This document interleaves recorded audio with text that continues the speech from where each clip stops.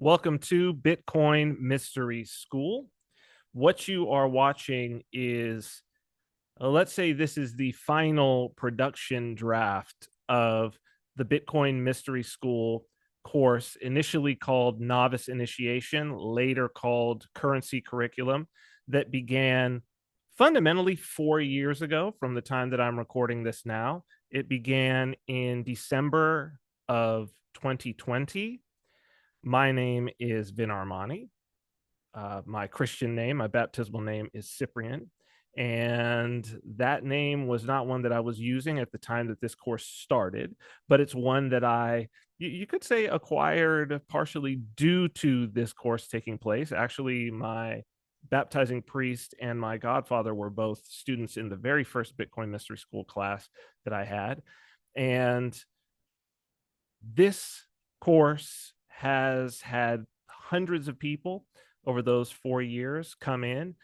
It was part of a package that included also membership into a private Telegram group that, as of right now, has hundreds of people who are members.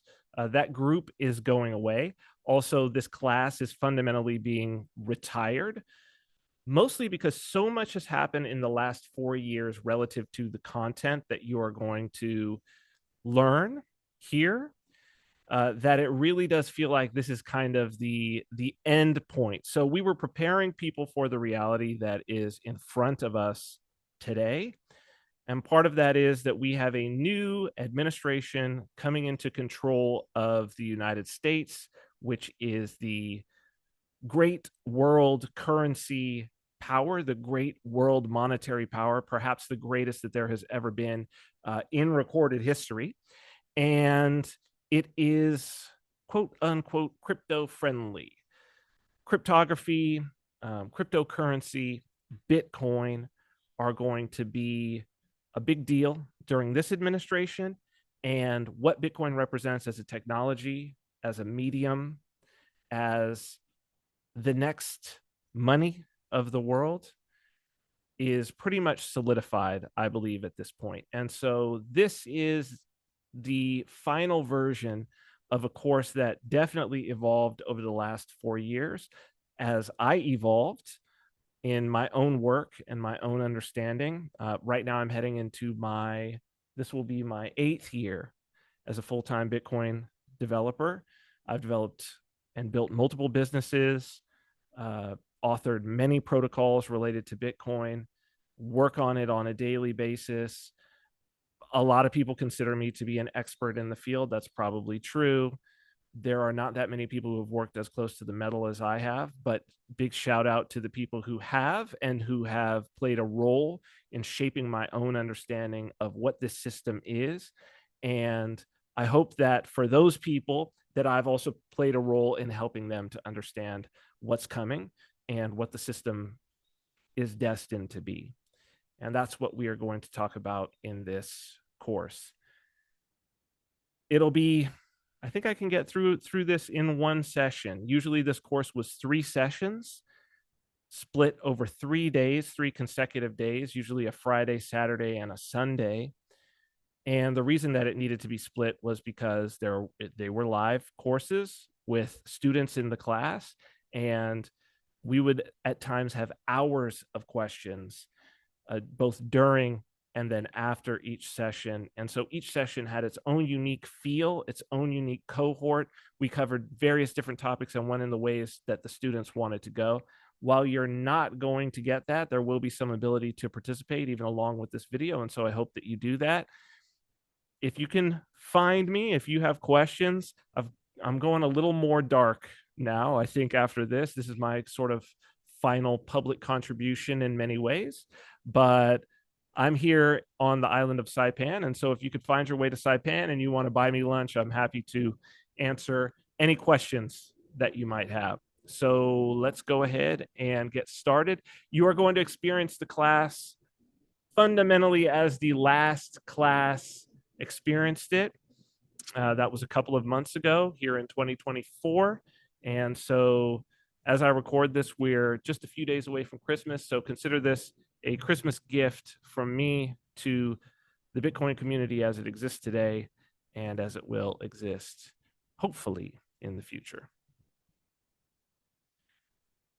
So whenever we are going to talk about Bitcoin, the place to start is with the white paper. This is going to go down as one of the most important documents in the history of money.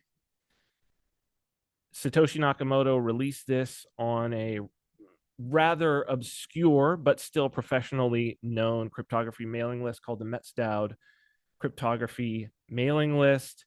And this was released on Halloween of 2008. It was released a couple of months before Bitcoin actually went live, and Satoshi then released code also sharing it on this mailing list. That was in January of 2009, but this is October 31st of 2008. And for the white paper, as I always tell people, even if you are non-technical, there are 3 sections that you really want to read to understand what it is that Satoshi is trying to do.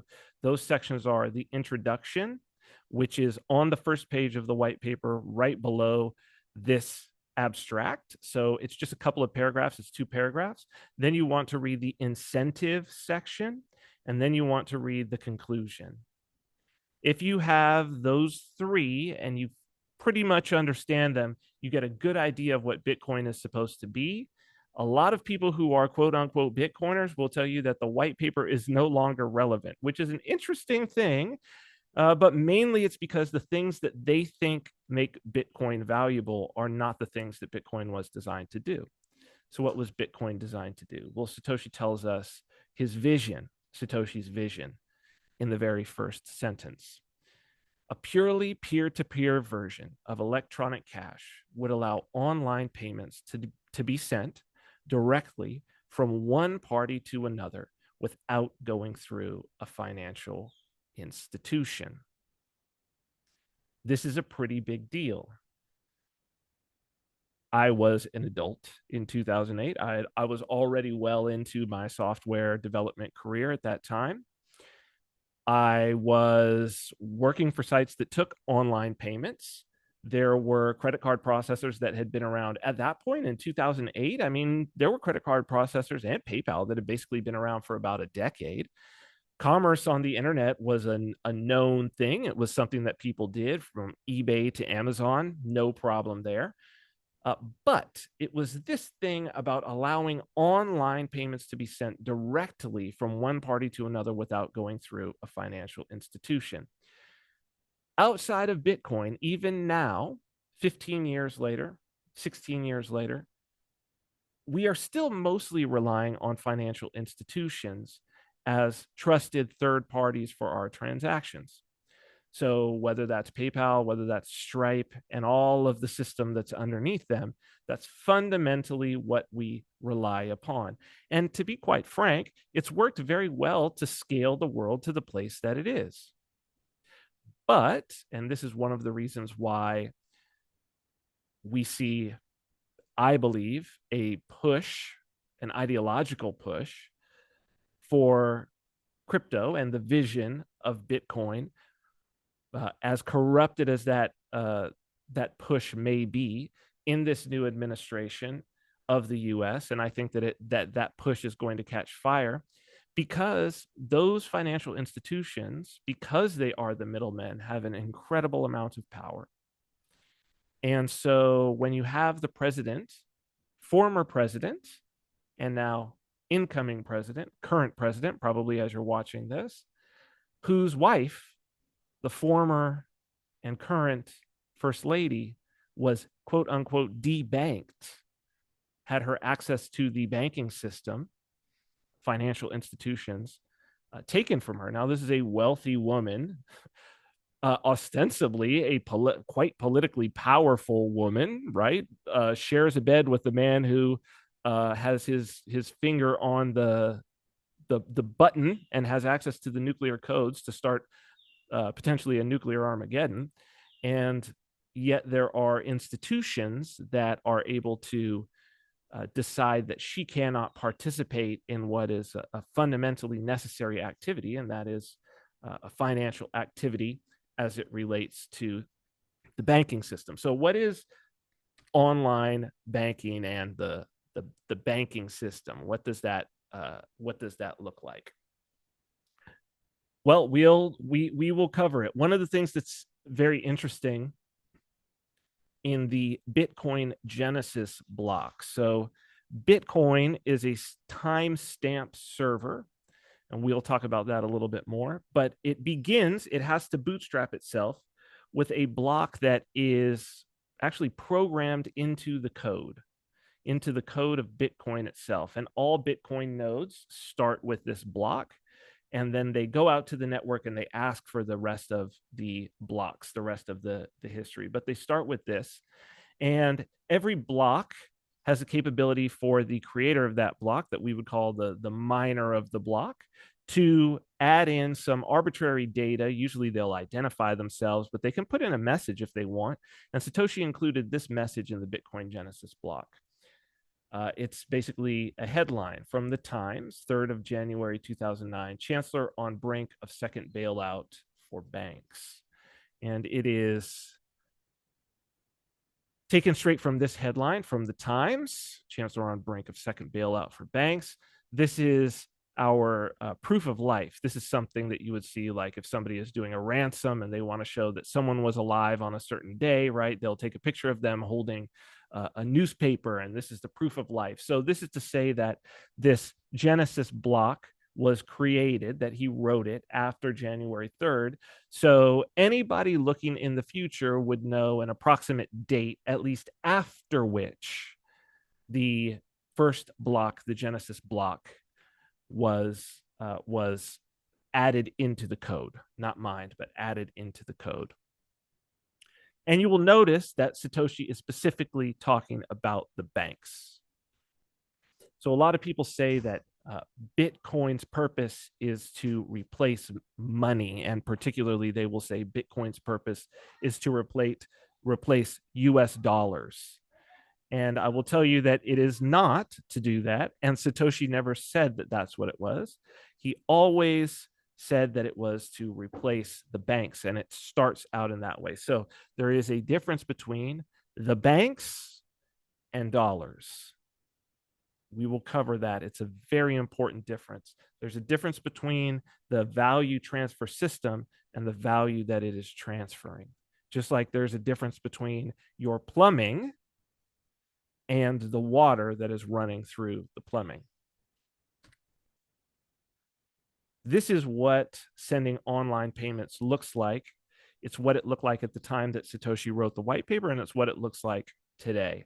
This is what it looks like whether you purchase something online with a credit card that you enter into some shopping cart, or whether you are using a terminal to do it.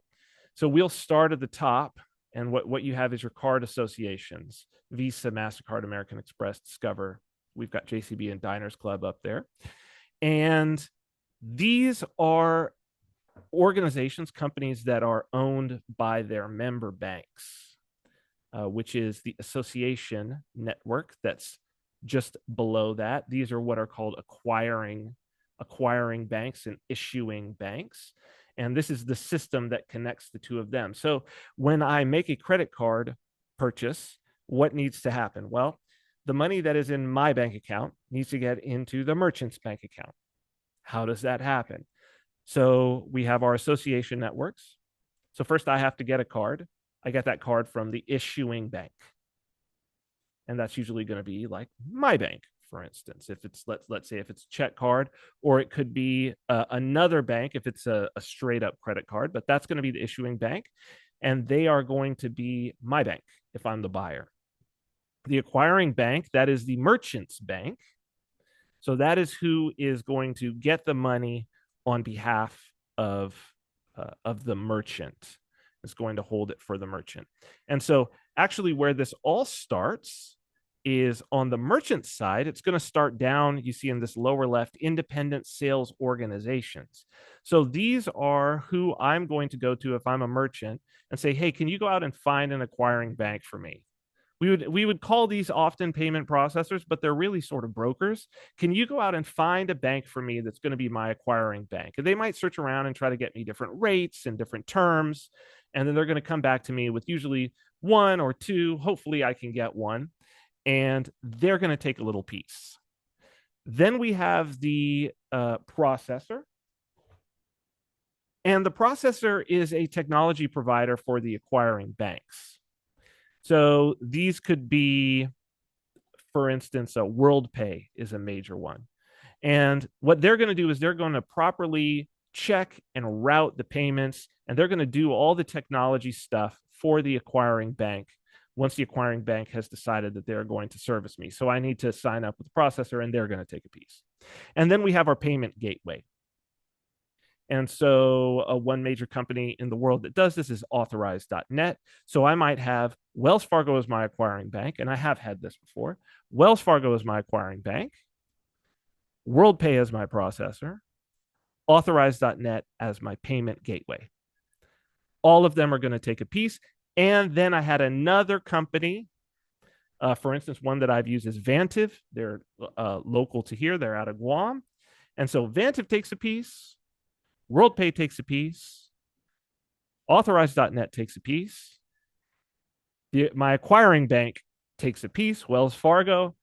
And let's say Visa or MasterCard, if it's a Visa or MasterCard transaction, also takes a piece. So that's all of them taking a piece. So there is expense there. But you also see that if any one of those decide they don't like me, they all have to like me. If any one of those decides, nah, this is too much risk, we don't like the business that this person is in, gone. I'm out. So there's also a cost, an economic cost that is about businesses that don't fit into a certain ideological profile not being allowed to participate. And so we've seen this with this kind of financial censorship that we've experienced, let's say, over the last decade, that it has been, whether it's ideology, whether it's industry, whatever it is, if anyone in this chain decides, no, we don't want to support that for whatever reason, including the reason that it threatens their sort of hegemony, it threatens their oligopoly over movement of funds, then cannot participate. And so, we've seen sanctions used. And one of the ways is that you just cut off access to this. And if access is cut off, and if you're an online merchant and your access is cut off, you don't have a lot of options of things to do. And even crypto, to a degree, you still gotta change it out into dollars or euros or whatever it is. And so that makes this whole situation rather difficult. So one of the things that I have taken to saying to people who are relatively new to the idea of Bitcoin and cryptocurrency, or who only know the sort of number go up narrative, oh, Bitcoin isn't just that thing that you buy. When I tell people that I work in Bitcoin, oh, so you're all about the price going up. And I said, well, let's talk about Bitcoin, and let's talk about what the value of Bitcoin actually is. And so what I say to them, and this is something that you could say to people around you, and I hope that this will start to shift your mind into what it is that we're talking about. So Satoshi said that the value here, the vision, is that any two willing parties can transact online without going through this process here. This process doesn't exist. It's just me and you. It's just the buyer and the merchant, and they're going to go ahead and go through that. And so what I've said to people, and I remember the first time that I said this, I don't know where it came from, but it was actually at a little Bitcoin unconference that Bruce Fenton was hosting at his farm in New Hampshire, the Free State Blockchain and Digital Asset Conference, Free State Blockchain and Digital Asset Conference. And there was a whole bunch of OGs there, and I was giving a presentation alongside a bunch of other people. And we're standing outside, and there's a guy there who's like, yeah, I'm kind of new. I just came with my buddy, and I don't really know much about Bitcoin. I don't really get it. A lot of people say that. I don't get this Bitcoin thing. I don't get it. And I said to him, okay, well, let's think about this. Is the Visa network valuable? The Visa network, is it valuable? He said, well, yeah, of course. Like I said, how valuable? How valuable is the Visa network? And that kind of threw him for a loop. He's like, well, I mean, I don't, how would you calculate it? Like it can't be calculated. It's invaluable. Like if it was gone, what the world would fall apart. Like if all of a sudden Visa just stopped working and it wasn't going to work again, or all the credit card networks, right? Because they're analogs of each other.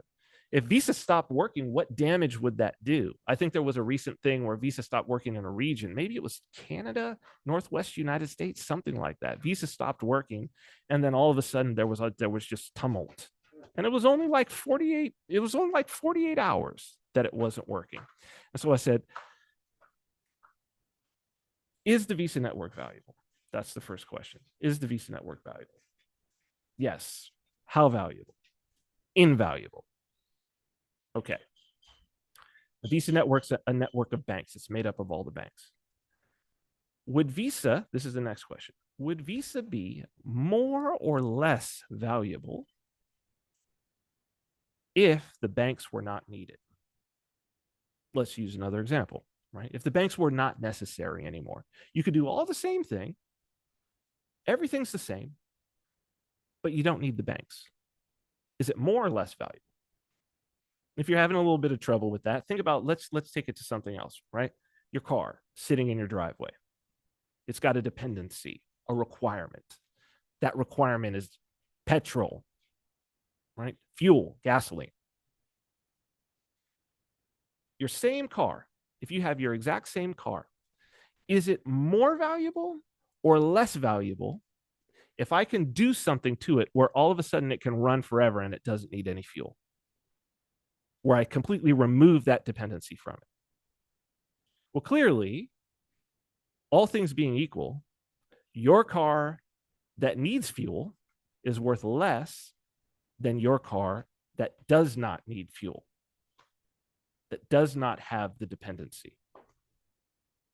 So when we say, would the Visa network be more or less valuable if the banks were gone? Obvious answer is the Visa network, if you could do everything and you didn't need the banks, would be more valuable. And that's Bitcoin.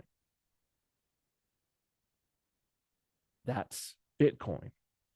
A user experience of making a purchase of two people sending value to one another, specifically online. This is specifically what Satoshi is talking about. And he talks about it in the introduction. As a matter of fact, in the introduction, he says that in an in-person transaction, physical currency solves the problem that Bitcoin solves. But there currently is no way. It solves the problem of no intermediary being needed, right? I've got a $100 bill. I can just hand it to you. There was no intermediary. He says, but no system exists to allow that to happen over a communications channel, except the banks. They've got the communications channel, as we just showed, but there are costs, significant costs, and uncertainties because all of these guys also have a risk profile and they are going to have to deal with that risk. So what is Bitcoin? This is a tweet from 2019. I said, if I have a debt, if I settle a debt I have to you in a Bitcoin-based economy, I don't settle it with money. I settle it with a change to a shared ledger. Human interledger settlement existed hundreds of thousands of years before money. Not all interledger settlement is done with money. So, shared ledgers. We could call this a database, but we could call this something as simple as an IOU, right? The first ledgers were in our heads. And we all experience this, right? We have friends. Maybe you go out to lunch. This just happened to me the other day. Go out to lunch with my buddy, who I go out to lunch with on a regular basis. This time he went up. He paid for both of us. I said, oh, you paid for both of us? Yeah. You got it last time. Right? We sort of keep a running tally in our head. And people that we're going to see all the time, that's a perfectly fine way. If it's small, if it doesn't scale, that's a perfectly fine way of interacting. with ledgers. We can even get with the ledger in our head. If we want to get a little bigger, right, we need to keep a record of who owes who what. And societies have developed different ways of doing that. And in fact, money itself and language itself both come from this. So language, written language, writing, comes from the first form of writing, cuneiform. This is in ancient Mesopotamia. We know this. They've traced it back. And all of the earliest pieces of cuneiform are all debt records. They're all ledgers saying this person owes this person paid this. It's accounts payable and accounts receivable, because once I start writing it down and I don't have to keep it in my head, I can scale, right? I can scale.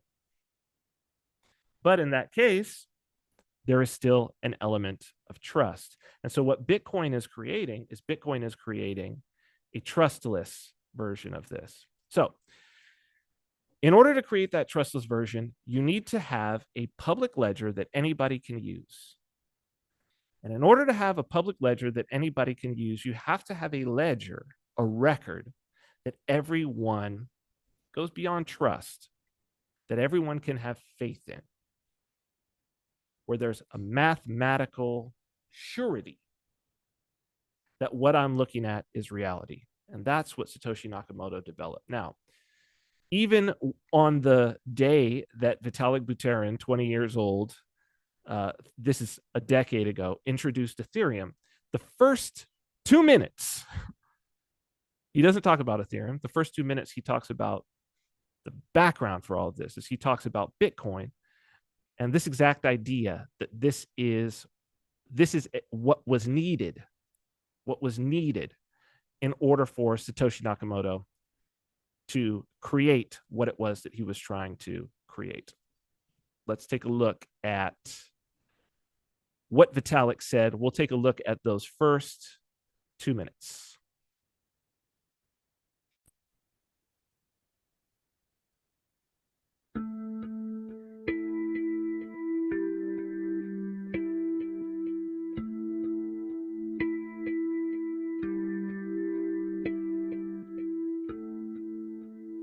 Okay, so back when Bitcoin was originally created in 2009, Satoshi was really testing two things at once.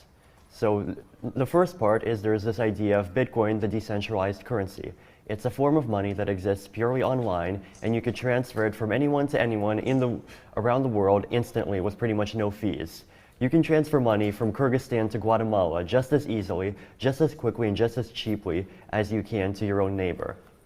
And as we have seen, there are a lot of people interested in that innovation. Bitcoin, the form of money, has attracted a pool of $10 billion of wealth over the past 5 years. It is being accepted by over 50,000 merchants worldwide. And we have companies like BitPay and Coinbase that are trying very hard and I would say succeeding at getting Bitcoin adopted by increasingly large segments of the population. And as Ryan said, I think we're only getting started. But at the same time, there's also the other side of Bitcoin, which is Bitcoin, the blockchain. So Bitcoin, the technology, is this global trust-free, decentralized database. It's this database that anyone can add things to, but you can't remove anything from. And it just so happens that currency is the first app. Now, these two technologies, by necessity, have to be married together. Because in order to have the decentralized database, you need to have security. In order to have security, you need to have incentives, and you need to have a currency. So really, Satoshi had to take these two concepts, which are really quite different, and test them both at the same time.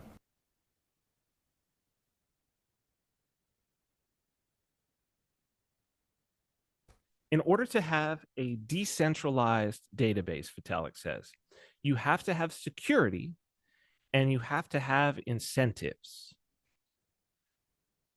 What's he talking about here? What does he mean? Obviously, Vitalik at this point had been working on Bitcoin for a long time, and these terms, security and incentives, are things that come up a lot. But let's break it down in a much more simple way. If you have a shared resource, that shared resource is always going to suffer from what is called the tragedy of the commons. The tragedy of the commons, as it's sort of told or explained, is often explained with the idea of a common area, as used to be in from the ancient world into feudal times, and even today we have common areas like parks and whatnot. So a common area, but in this case, a common area where we've got herds of, let's say, sheep or cattle that can graze, and anybody can take their sheep or their cattle there and they can graze them. The tragedy of the commons is that everyone has an incentive. This is where he's talking about security and incentives. Every person has an incentive to use the maximum number of resources. In a way, it's game theory and a little bit of a prisoner's dilemma. Everybody has an incentive to use the maximum of the resources that are there, because if they don't, somebody else will. And that set of incentives will drive a situation where the commons is destroyed. What incentive do I have to not graze my sheep the maximum amount that I can, even if I know that it's going to wear down the grass and make it ungrazable for me in the future? Because I know that if I don't do it, everybody else has an incentive to do it. So if I don't do it, somebody else is going to do it, and then there will be nothing left for me. So my own self-interest, whenever there is a shared resource, is for me to use it as much as I can and to not care about it being sustainable. So what Satoshi Nakamoto figured out, and what's the answer, because it's just the answer to the tragedy of the commons, is if you want to use the common area, you have to pay. You have to pay for its upkeep. But how do you do that in a way where there's no central authority? And this is what Satoshi Nakamoto solved with the incentives.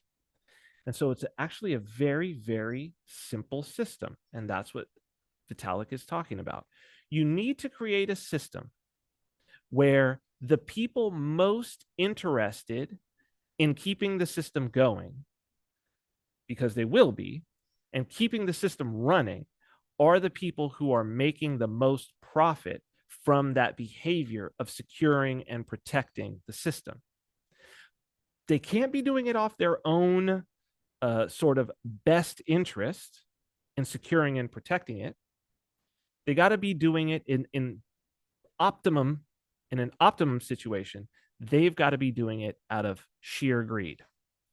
You actually have to, in a way, leverage the worst sort of aspect, or not even leveraging the worst aspect, but you can't expect altruism. Altruism doesn't work in the commons.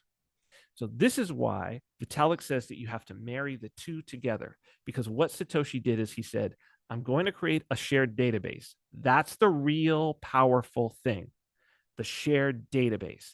That's what enables us to not have to have the central authority, the trusted third party. It's not the money piece, it's the shared database. But as you heard Vitalik say, anybody can write to and anybody can read from it, but no one can delete from out of it. So it's permanent. It's what you would call immutable. No one can change it. It's permanent. It's public. Anybody can use it. But in order to use it, you need to pay for the use of it. And how do you pay for the use of it? You pay for it in the currency that is native to it. So as he said, you have to marry them and test them together. So the value of the currency, what you know as Bitcoin, where the units are Satoshis, the thing that has the price that's relative to the US dollar, the intrinsic value and the purpose of that is that is your access token to be able to write into this very valuable database. And the database uses cryptography. And what that brings us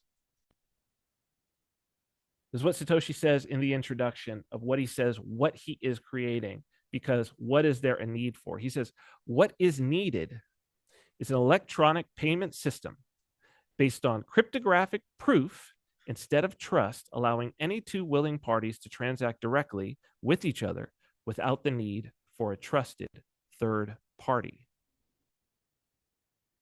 Let's look at that one more time.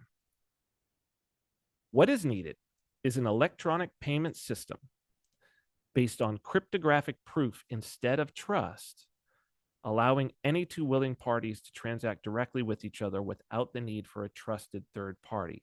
Because the entire system that we have, remember, what I showed you, is based on trust, isn't it? Every person has to trust the other. The banks, some of them, they might be called savings and trust, right? You've got a big financial institution called Fidelity, right? As opposed to infidelity, which is cheating and not being trustworthy. Fidelity is like, you could trust us. We're loyal. We're faithful. That's what fidelity means, being faithful. Someone who is not of your faith is therefore an infidel. Cryptographic proof instead of trust. This is actually a very deep statement because it says a lot more. So trust is what? Trust is what we have between you and I, me and someone else, me and a business, what humans have between one another. And I can build trust by my record and my reputation, and I can lose trust by doing something shady, and then you don't trust me anymore. And maybe you tell people that I'm not trustworthy. And we have our entire financial system is based on trust. And there are whole systems to display and to allow myself or some other business or some other bank to see how trustworthy you are. Like, for instance, a credit score. Because isn't that what your credit score is saying? Can I trust that this person, if I loan them some money, is going to pay me back? But Satoshi says, no. What we need in order to have this ledger that we want is a system based on cryptographic proof instead of trust. Well, what is cryptographic proof? Well, cryptographic proof is mathematics. And what is different about cryptographic proof than trust? Well, trust is something we have between one another, and it's subjective. Cryptographic proof, mathematical proof, is not subjective. It's objective. I don't trust it. Actually, it's something different. I have faith in it. I don't trust that 1 + 1 will equal 2 tomorrow. I have faith in that. I don't trust that the sun will rise tomorrow, that the earth will be spinning tomorrow. I don't trust that when I pick up this can and I drop it, that it will fall. There's no one to trust. I have faith that those things will happen. I live from my lived experience that this is the order of the universe. And so a system based on cryptographic proof is a faith-based system. It's a system based on our own lived experience and consensus with one another and our ability to objectively check and to base what we are doing on the order of the universe as it is understood and proven with math. That's very different. That's a very different idea than the trust that we have. And certainly, it's also necessarily creates a system where you can't keep somebody out. It's trustless and permissionless when it is fully based on cryptographic proof instead of trust. That makes it a gigantic threat to the powers that be. So this is what Satoshi is saying. This is his vision, a purely peer-to-peer version of electronic cash. Now, that version of electronic cash has to be two things. It has to be the ledger that is accessible to anybody, and it has to be a means of solving the tragedy of the commons. So that is the currency that is included in the ledger. And he comes up with a very interesting way of bringing that currency into being. A purely peer-to-peer version of electronic cash would allow online payments to be sent directly from one party to another without going through a financial institution. So we're talking about solving that with cryptographic proof instead of trust. This is one of my favorite statements, and it's going to be important as we carry on, because now we're going to talk about how that is accomplished in the broadest of terms, but in a way that is understandable and where you could see the value and the power of it, and you can dig in deeper. And then we're also going to talk about that application, because remember, he said currency is the first application. So this is one of my favorite quotes, Terence McKenna: why does mathematics describe nature? That's a deeper question than most, because mathematics is a description. It's not invented. It's not something that we thought up. 1 + 1 = 2, but that's a mathematical equation. And mathematics has not always been a part of the human experience. I think we had some idea that if I have one and then I have another one, that's more, but to actually express it. And once we start to express it and we have a language of mathematics, then we can start to make some predictions, because again, there's an order to the universe and we start to see the order to the universe. But no other creature can do this. And we can do some amazing things. The fact that you're watching this is testament to how mathematics can describe nature, because you're seeing my face and you're hearing my voice, and those are natural phenomena, but you're not. This is ones and zeros being read by a machine and interpreted and put onto a screen. And it's a very good facsimile of a human face and a human voice and a record of what is going on. You might even hear the birds in the background, but you're not hearing birds. You're hearing math. Why does mathematics describe nature? That's a deeper question than most, and it's deeper every day for us in this generation. So let's talk about describing nature, because money, both money and Bitcoin, are systems of measurement. That's why they go together very, very well. We're going to talk about the things that we measure, and it's not an arbitrary or subjective measure, and that's going to be important here as we move forward. These are natural descriptions, measures of things that we would say are sort of put there by God in some ways, that are put there by the Creator, and that we're going to harness them. We're going to discover them, and we're going to harness them. So let's take an example of what I'm talking about: the meter. Many people don't know, well, what is the meter? Where does the meter come from? It's a length. So around Europe, you will find these plaques in stone, set in stone, of a meter, so that anyone in future generations could come and see, this is the meter length. Okay, well, how do we get a meter? So a meter is there, well, let's say it like this: from a point on the equator over the circumference of the Earth to one of the poles, north or south, but let's say to the North Pole in this case. So we've got some point on the equator, any point, it's all the same. The distance around the circumference of the Earth to the North Pole is, if we chop that in 100 million equal sections, that will be 1 meter. So in other words, if you had one of these meter sticks and you laid out 100 million of them, and let's say we were traveling over water, so it was flat, and you started at the equator and you laid out 100 million going over the surface of the Earth, you would reach the North Pole. And this is a pretty exact number. And these measurements, though, have been known since antiquity. And as a matter of fact, recording these measurements, showing these measurements, handing down these measurements is of supreme importance, and was of supreme importance to the ancients. And you could see, somebody put in a lot of work to make that little meter thing and stick it to stone, always in stone. The Great Pyramid of Giza. If you have the Great Pyramid of Giza, you can actually calculate that meter. If you know some geometry, you can calculate that meter. So the Great Pyramid of Giza is actually a 1 to 400, a 1/43,200th scale model of one hemisphere of the Earth.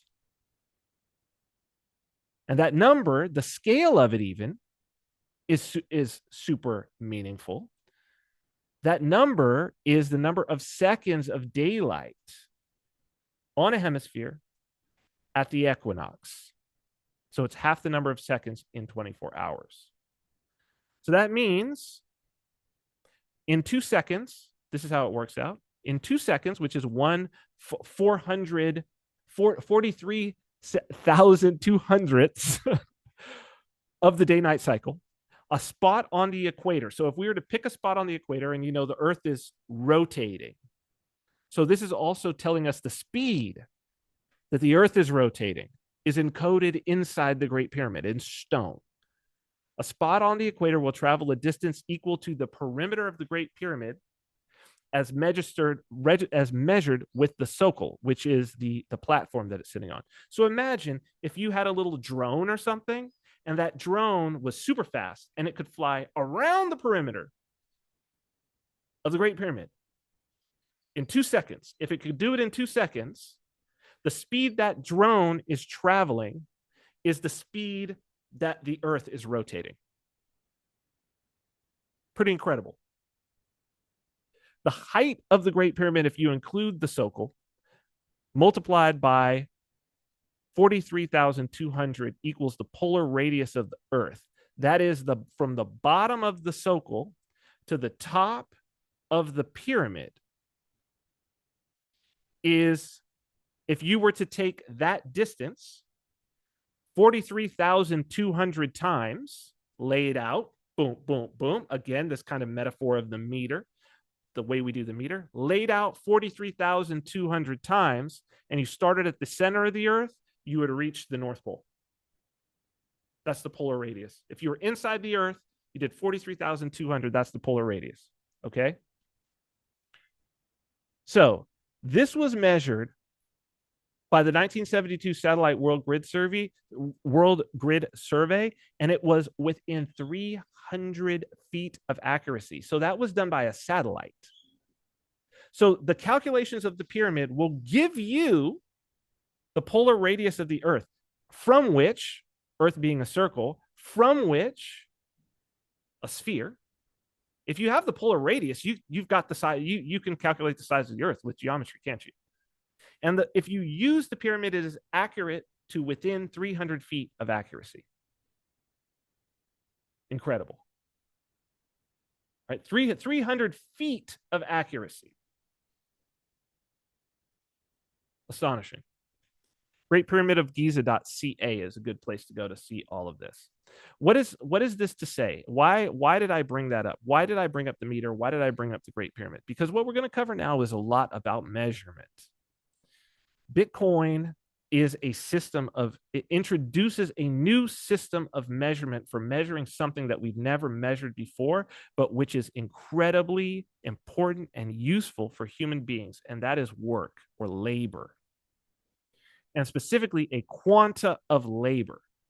We have never had this before, but this is something that economist Marx wrote about, a quanta of labor, this idea. Ricardo wrote about, if only we had a quanta of labor. This is actually in many ways the missing piece from the labor theory of value. Okay, so this is a very interesting thing. We're going to talk about what that quanta of labor is and how it's used in Bitcoin, but it is used in the mining process. It is how the currency is introduced. So it's based on something very, very interesting in that regard. Very important. But it is measured against another very important system of measurement, because our Satoshis that are generated in this very specific way also have a price on the market, don't they? And the price that they have on the market is in dollars. And the dollar itself is a unit of measurement, and we will cover that. So how are these things introduced? How are these Satoshis introduced, and how do we get that security that Vitalik is talking about? Well, it's done through a concept called proof of work. So again, we are proving, we are measuring with cryptographic proof, we are measuring that some amount of work, some measurable, very measurable, precisely measurable amount of work was done. That is what proof of work is measuring. And we have never been able to measure that before. Sure, you could punch your time clock, but that's subjective. That's a human being punching it. This is in a way that if someone had never seen the work done and it was 100,000 years later, and yet they saw the Bitcoin blockchain and they knew the math that underlied it, they could say, this is how much work was done. And if they knew approximately how much electricity at that time was required to do that work and how much that electricity cost, they could even say how much it cost to do that work and how much it was going to cost to do it another time. This is profound. The implications of this, we still don't understand. We still don't understand the full implications of this. So this is introduced in the early 90s with a paper called Pricing via Processing or Combating Junk Mail from Cynthia Dwork and Moni Nauer, both of whom are still working, still professors. And Cynthia Dwork, basically what she comes up with is she comes up with this idea of combating junk mail by basically requiring that the server that wants to send the mail is presented with a cryptographic challenge where the amount of work that would be needed to solve this challenge can be known. And so basically she's like, well, I can give variations of varying difficulty using these to where the average computer, I could say it's going to take it 1 minute on average to solve this. Or I could say it's going to take 10 minutes. And what does that mean? Well, the whole thing about junk mail, the way that junk mail works economically is that for next to no cost, I can send like 1 million emails. But imagine if every single email I had to solve even like a 5-second puzzle. Well, that would be 5 million seconds to send 1 million emails as opposed to 1 second. Now it starts to be not economical. This was a pretty good idea. It's to say, well, we could put some limits cryptographically without charging. We're not charging, but we're pricing access to my inbox, and we're pricing it in computer cycles. We're pricing it in work that a processor is going to do. And it's going to take up all that processor time. This is how it first comes about. Then in 97, it's refined by Adam Back, who is now the head of Blockstream. And he refines it into something called Hashcash. And this is what is used in Bitcoin. It's very elegant, very simple, very easy to understand. And so we're even going to do a little bit of the Hashcash hashing here together. So basically, the underlying idea behind Hashcash, behind all of these, behind what is the cryptographic problem. So you may have heard, oh, mining, when the crypto press describes it, what is mining? Mining is computers trying to solve a very difficult math problem. It's not really that. It's not really a very difficult math problem. It's actually better understood as a dice roll, but a dice roll of a very, very, very big multi-sided die. How big? Well, we are using a 256-bit number, a hash, a SHA-256 hash to be specific. which is secure hashing algorithm, 256 bits. So what is a bit? A bit is the 0 or 1. And then we have, if you have 8 of those together, combination of zeros and ones, and that gives you 256 combinations, by the way, then we call that 1 byte. And with 1 byte, you can have a letter on a keyboard, right? Letter on a keyboard is going to be 1 byte of storage. So if you have 256 bits, that's 32 bytes, right? 256 divided by 8. So the biggest integer, the biggest non-decimal number that you can write using 256 bits is this gigantic number, okay?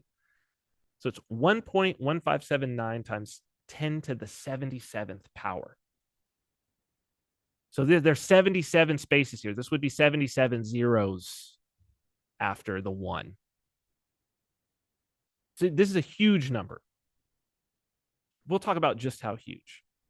But when we write it, and this is when you're looking at hashes, like when you look at a block hash, a block ID, when you look at a transaction ID, what you're seeing is a 256-bit integer written in what is called a hexadecimal format. So hexadecimal is, as opposed to decimal, what we're used to decimal. So this number up here above is a decimal number in the blue. That's decimal number.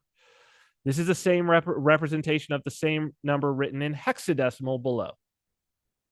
Decimal uses the digits from 0 to 1. So the maximum value that you can have in a single digit is the number 9. That's the highest value that you can have in a single digit. To do the number 10, I need 2 digits. In hexadecimal, not only do I have 0 through 9, but I also have A, B, C, D, E, and F, which means that's 16 total. So hexadecimal, 16, as opposed to decimal, 10. 0 through 9 is 10. 0 through 15 is 16, different numbers. So the highest being F, and F represents 15. So I can represent up to the number 15 with 1 character, F. If I want to represent higher than that, I need 2 characters. Okay, if I want to represent the number 16 or higher, I need 2 characters. So we start with this. And what we can do, this is our dice, actually. This is how big our die is. And so what we are going to use is fundamentally a random number generator. It's pseudo-random, but this is like an ELI 5. We're going to do a random number generator, and we're going to say that we're looking for, so mining is a search through random numbers, looking for a number that is smaller than a target number. And if I come up with that number that is smaller than that target number, then I get to claim the block. I've won the race. And then I get to get paid in Satoshis, which have a value because you can't use the network if you don't have Satoshis. Because the transactions themselves are built on Satoshis. Whether you're paying a fee on it or not, you still need the Satoshis to actually create the transaction. Has to have Satoshis in order to get onto the chain, in order to get into the database, in order to solve the tragedy of the commons. Okay, so this idea of the smaller the target. So remember, we're going to try to hit a target. It's a good way, and we even use the term target. We're going to try to hit a target number. The smaller the target number, the harder it is to hit, just like a real target. So less than or equal to. We're trying to get a random number that is less than or equal to. So it's sort of like if we were shooting an arrow, obviously it is more difficult to get within a circle that has a radius here of 10.5 centimeters than one that has a radius of 52.5 centimeters. That's just obvious. The bullseye is more difficult to hit than anything inside the white. This is a way of thinking about it. The smaller the target, the more difficult it is to get. And this is what we're doing. We're going to fire random arrows. And the first person after firing random arrows who hits the target inside gets the block. That's mining. Now, this is not a difficult per se. It's a very common, actually, mathematical process that it's going to go through. Incredibly common. Not particularly difficult, very well understood, but not complex, I should say, but difficult to do. Let's play around with this a little bit. So what I would like to suggest to you in this, we are going to, if you could, and it's even fine if you want to pause as we're going through this so that you could do it yourself. But what I want you to do is to please, it is good to feel this. Now, in the class with the audience, this would be multiple people all doing it, and we're kind of in a mining pool. But it is good for you to experience this so you actually know what it is that mining is. It is not that difficult, okay? What I want you to do is I want you to go to, just go to your favorite search engine, type SHA-256 online. Now, it doesn't matter which one you come up with. The first one is fine. It's as good as any other. And so you're going to have an input and an output, and then it's going to say hash. And I'm actually going to put my glasses on for this. All righty. So we've got it set to auto update. Perfectly fine for the input to be UTF-8 and the hex down here to be lowercase. So it's going to give us a hexadecimal value. So for the input, since we all need to be using the same thing, that's how mining works. We're all going to start off the same thing. That's how we're able to do proof of work. And we are going to type in Bitcoin mystery school. Okay, now when you type that in, you are going to get down here in this output, you should get the exact same thing as me. If you typed in lowercase Bitcoin mystery school with no spaces, it will start with 1689B and it will end with 4 Ds. If you get something different than that, your input is different. No spaces, no returns. Now, this aspect of the secure hashing algorithm 256, we're going to talk about what makes hashes so cool. Okay, this was discovered, yet another thing discovered by a cryptographer called Ralph Merkle. It's used extensively throughout the digital world. Throughout software, we use hashing algorithms constantly. But in Bitcoin, it is absolutely crucial. It's the whole deal. The whole deal is hashes built on it. The foundation. It's the foundational language. It's the base alphabet. So the first thing is, because you typed it in on yours, I typed it in on mine, we got the same thing. The same input gives you the same output. We call that deterministic.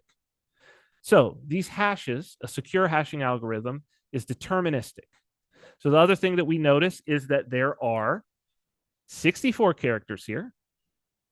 Remember, we said it's 256 bits, 8 bits to a byte. So there's 32 bytes here. 64 characters, 32 bytes. That probably tells you, and you could guess, every 2 characters represents 1 byte.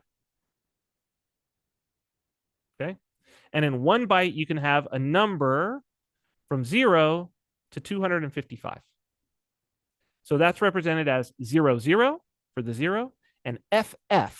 Remember, F is the highest for 255. Okay, so this is actually a number. We can actually write this particular number as a number.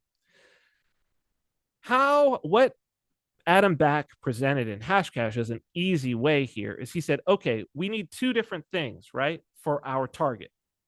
We need our maximum size,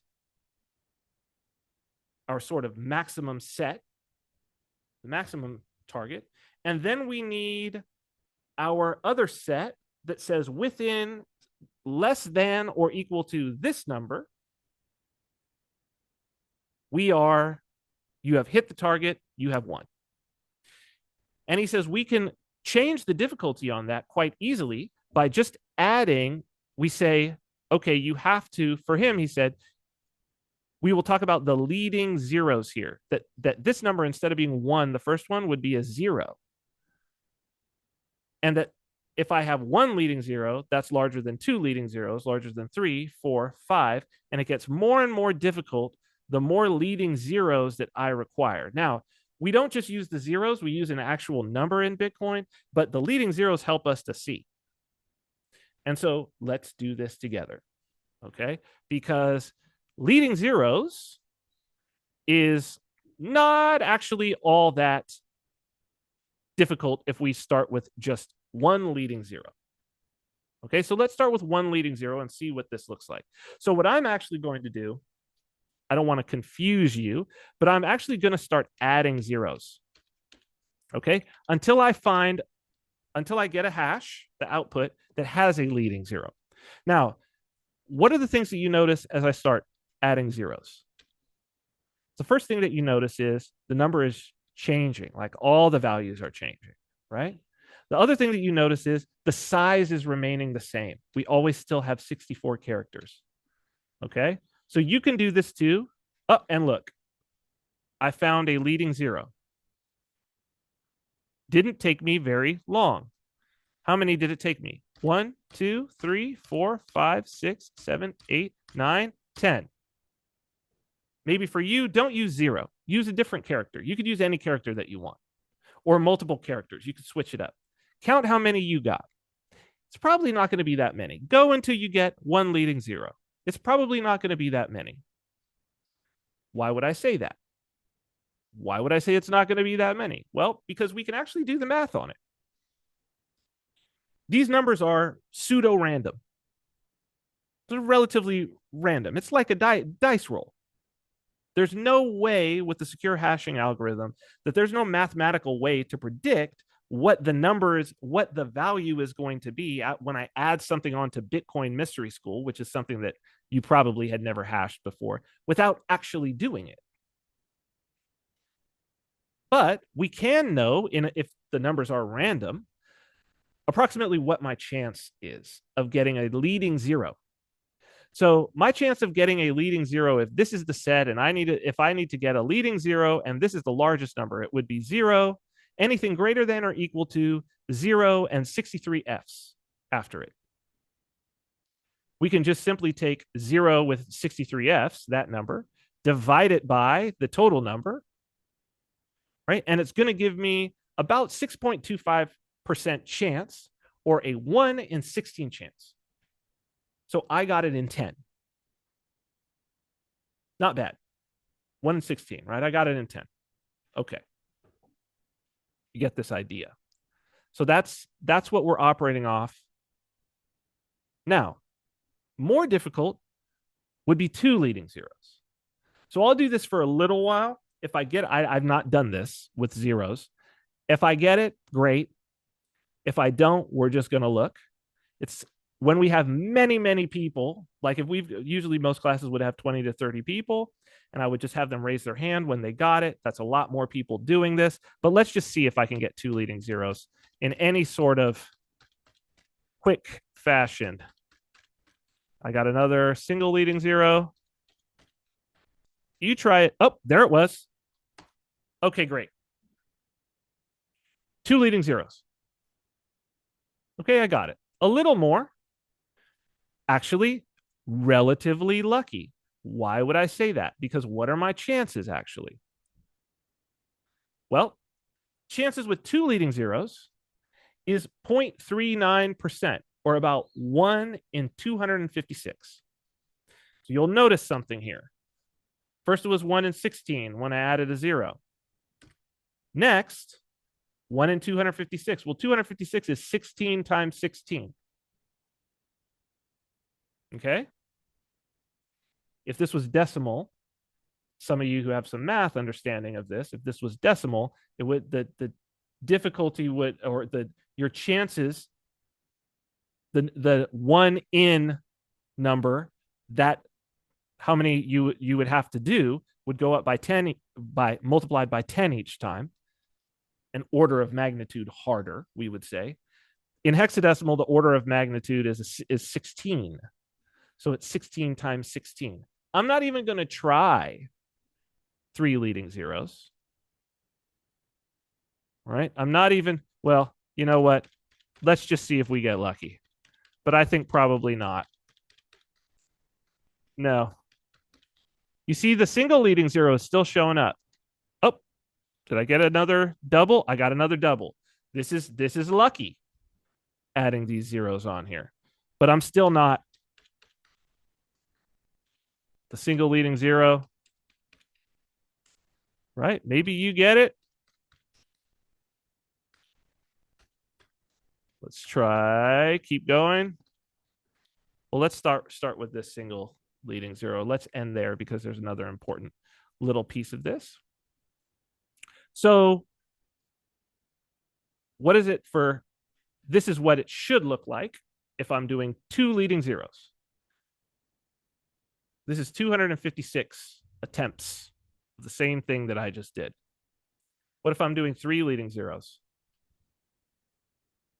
It increases to 1 in 4,096. Now, to see the difference between this and this, obviously, this is significantly more difficult. On average, I would have to take this many tries to get 3 leading zeros. So maybe more, maybe less. I got really lucky on this one. But if I did this amount of tries, I should expect that at least one time I would get it. So there's a pretty good chance that if I was to do zeros all the way up to that, I wouldn't get it since I've already gotten it.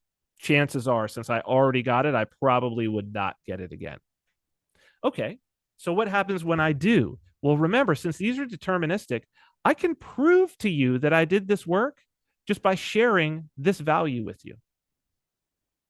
Because there was no way for me to predict, oh, how many, there's no mathematical way to be like, you need to put in this many leading zeros to get a number with 3 leading zeros. Secure hashing algorithm will not work like that.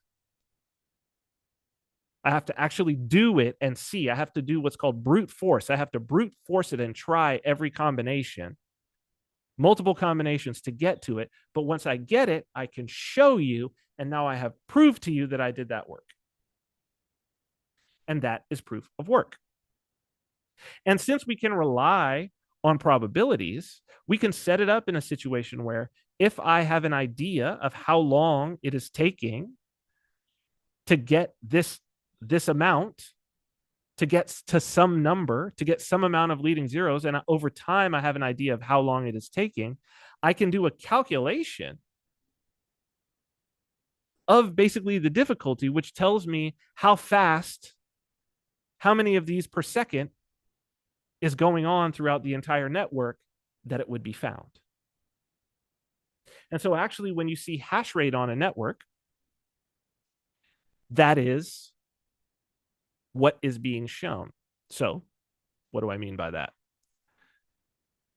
If we look at, well, let's first look here. Give us some idea. This is from a little blog that I saw. He was writing about, he just wrote a little script to do this in Python, and he wrote a little script just to see the time. He said, as you can see, a hash with 1 leading zero is trivially easy, even on my laptop.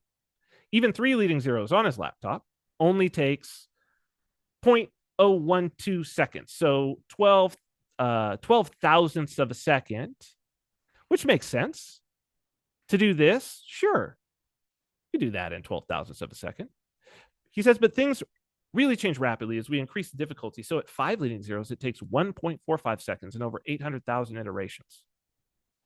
On my MacBook Pro, generating a hash with 6 leading zeros took 64 seconds and over 14 million iterations. He said, I finally tried a hash with 7 leading zeros. It took 675 million iterations and almost 16 minutes to find a target hash with 7 leading zeros.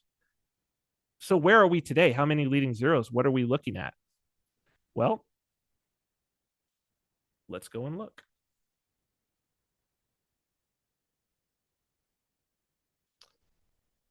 Our hash rate is 891.2 exahashes per second. That's how many hashes you need to do per second. Okay. And if we look at our blocks, let's just look at the most recent block. We've got average time between blocks right now on Bitcoin BTC of 8 minutes, 44 seconds.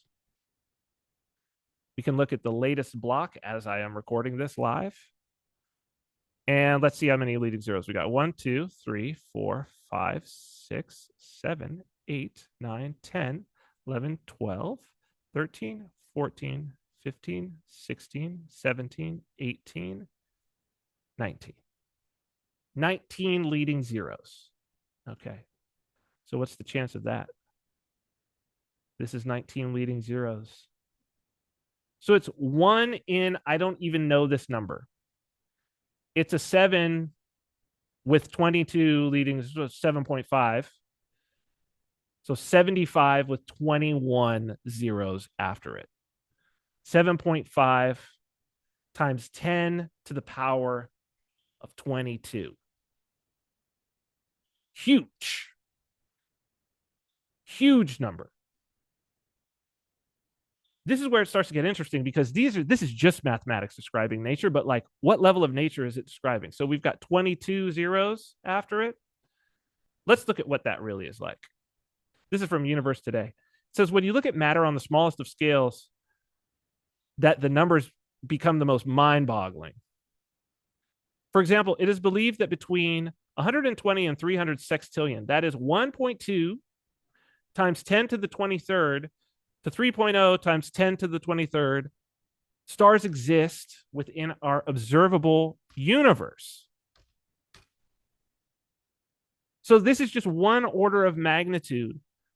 So 1/10, we're talking about 1/10 of the stars in our observable universe. And that's observable with telescopes too, because only 10,000 are visible to the naked eye. So never mind the stars you can see in the sky. This is everything visible to all telescopes, anything that we could see. It's so many. Imagine a 1/10 of that is still absolutely gigantic. Absolutely. So it's, taking a piece of the sky that, let's say, like the Hubble Space Telescope can see at any given time, taking a piece of the sky, and you're like, okay, I got to search all of those stars, and one of them will be the winning star. And basically, this is so big. This is so big that it takes like the massive amount, only through the massive amount of mining that we have going on, are you able to reach that, right? When you look at the atomic scale, the numbers get us. So we've got at the atomic scale, the numbers get even more inconceivable. So at this level, it is estimated there are between 10 to the 78th and 10 to the 82 atoms in the known observable universe. In layman's terms, that works out to between 10 quadrillion vigintillion and 100,000 quadrillion vigintillion atoms. These are numbers that we can't even comprehend. But what you have to understand is that remember, this is 10 to the 78th. We saw a number very close to that, didn't we? Where was it? Remember 1.15 times 10 to the 77th? That's how many. So one order of magnitude. The number of possible numbers on our die for our hashes is 1/10 the number of total atoms in the universe. And what you should understand is that this is what we use for our private keys. So the reason why your private key is secure is because this number is so huge that if I wanted to find your specific private key, it would be like me searching through 1/10 of the atoms in the universe to be able to find your key to spend your coins. And in order for me to do that, I could have all of the computing power that is available on Earth. And if I started now to go through all the private keys, the sun would burn out before I would find yours. The chances are, the probability is. So we are talking about things that are at a cosmic scale that people have always understood are at a cosmic scale. from Genesis. And behold, the word of the Lord came to Abraham, saying, this one shall not be your heir, but one who will come from your own body shall be your heir. Then he brought him outside and said, look now toward heaven and count the stars if you are able to number them. Remember, there's 10,000. And he said to him, so shall your descendants be. That's about the level that the human brain can comprehend. Like, it's the thing where we would count, where we could actually conceivably count them, which would be the stars that are visible in the sky. Psalm 147, verse 3 through 5. He heals the brokenhearted and binds up their wounds. He determines the number of the stars. He calls them each by name. Great is our Lord and mighty in power. His understanding has no limit. So this is to say that it is divine. It is God-like to be able to number the stars. And yet these cosmic size numbers we are using in a system that many people are taking for granted as something that, oh, if I put some money in, it'll double. If I buy some, the value will double. We are not appreciating at the proper scale the power that we are dealing with. And the people that are going to use this power and usurp this power are people who do understand it, because they are involved in money, and money has always been treated as a divine mystery. So we are dealing with the divine mystery in this case. This would usually be the end of the first day. And then there would be questions. So let's just cover what we've got, because then we're going to move on to the second day. So what we have, what is Bitcoin? Bitcoin is a protocol. It's a language. And as a matter of fact, there are many, it is not a single network. There are many networks that use the Bitcoin protocol. As a matter of fact, Dogecoin uses the Bitcoin protocol. LTC uses the Bitcoin protocol. Never mind the direct forks where Satoshi could come back and spend his coins, like Bitcoin Cash, like Bitcoin Satoshi Vision, like eCash, XEC. Then you have others that have modified it a bit, but still use the general idea, like Dash. The Zcash has some privacy elements added on top of it, but it uses Bitcoin. It uses the protocol that Satoshi Nakamoto developed. And what is the purpose of that protocol? The purpose of that protocol is to allow any two individuals online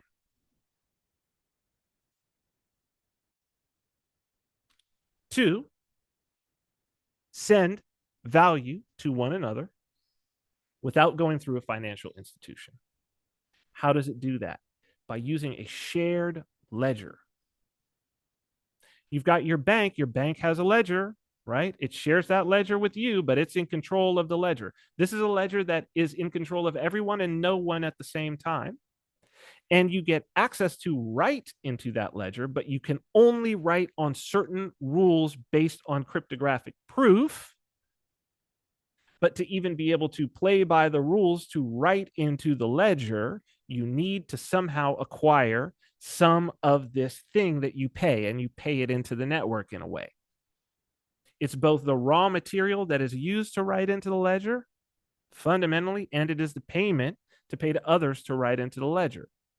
And then there are a group of people, because there is a need to write into the ledger and a desire to write into the ledger, there is some group of people who is thus incentivized to do the action, which does two things. It writes into the ledger. So when you mine a block, you get to include transactions in it. You get to write to the ledger. That's what you're doing in a block. So you both get to write to the ledger, and as a reward, you get some of the raw material that allows you to write into the ledger. So you can do a business on it. And that's the mining business. And you can have a mining industry. And he predicted that there would be an industry. And lo and behold, there is an industry. When you are able to predict what is going to happen, that means the degree to which you are able to predict what is going to happen is the degree to which your understanding of reality matches with reality. Satoshi understood so much about the technology that he was introducing, that he was revealing. He understood so much about it that he was able to predict where we would be today. Now, what most people have focused on is they have focused on the market, the speculative market around those access tokens, and that's what they call Bitcoin, and that's what they call Litecoin, and that's what they call Bitcoin Cash, and that's what they call Zcash. But it isn't that. As Vitalik said, it's both together. The real value, though, the important thing, the reason why you would want the Satoshis in the first place is because only with those Satoshis are you able to write to the ledger, and it is writing to the ledger that is valuable. Why? Because writing to the ledger is using the Visa network minus the banks. And if the Visa network is invaluable, the Visa network minus the banks without the requirement and need for the banks is even more valuable.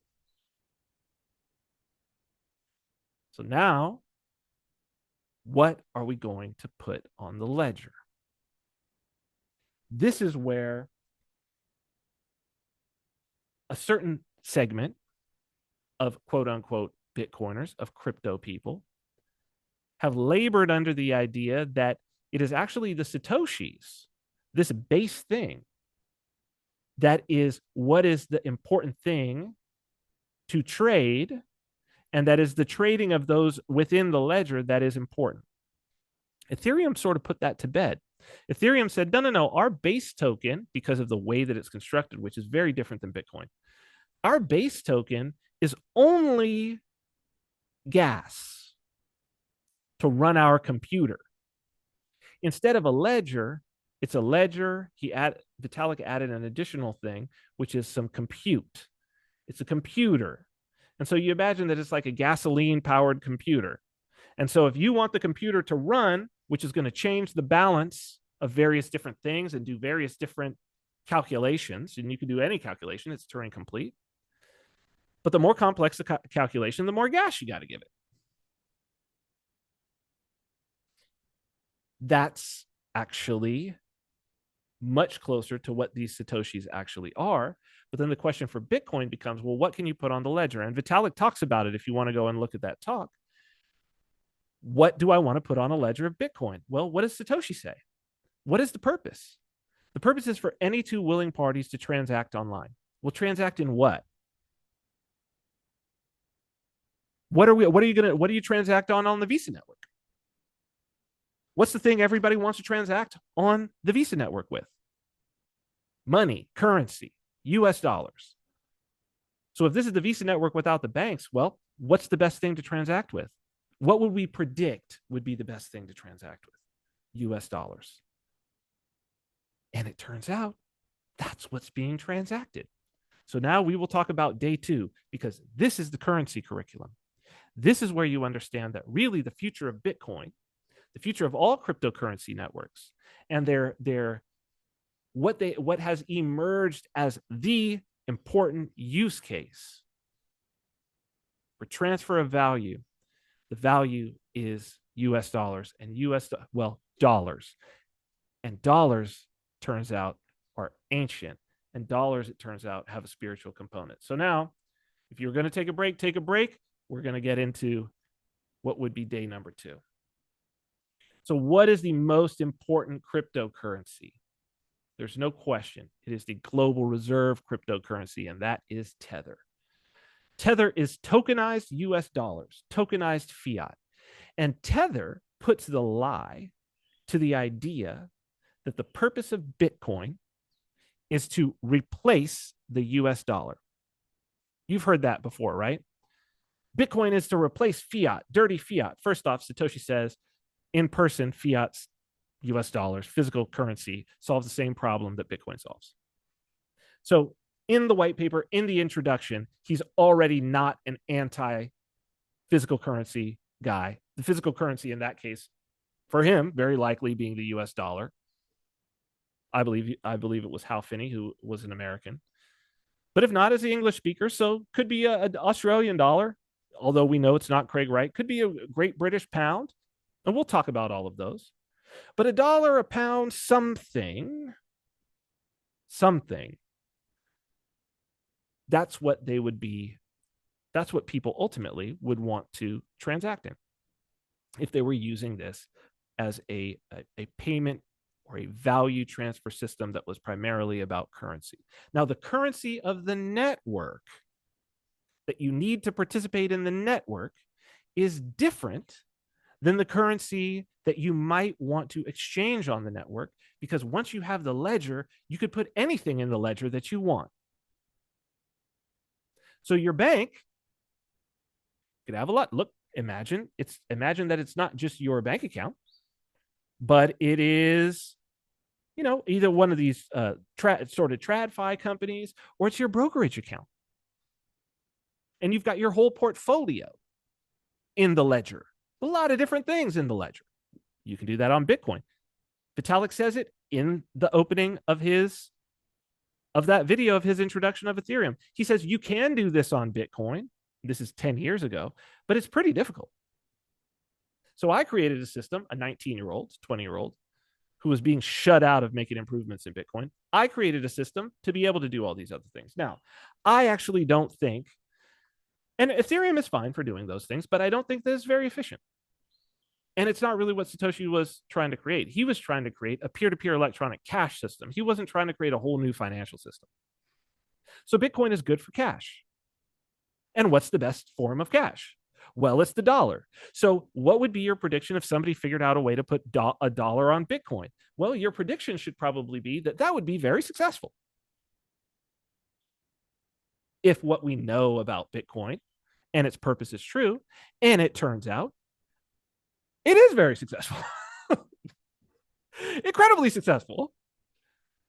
To the point where it has the highest volume of any cryptocurrency. If you go on like coinmarketcap.com and you don't sort by market cap, sort by value, by volume, 24 hour.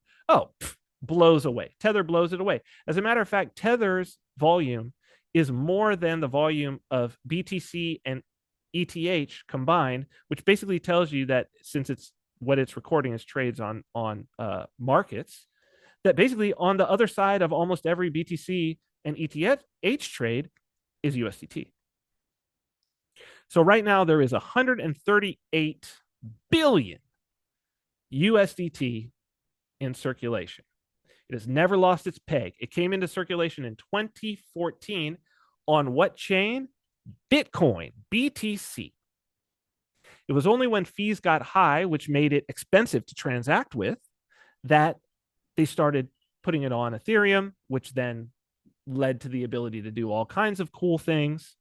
And then Tron, and now it's mostly on the smart contract chains, and it's being used in decentralized finance. But there are many places in the world where it is used in commerce. So one place that has been known for a long time is on the border of Russia and China, importers and exporters, and it's to skirt China's currency controls.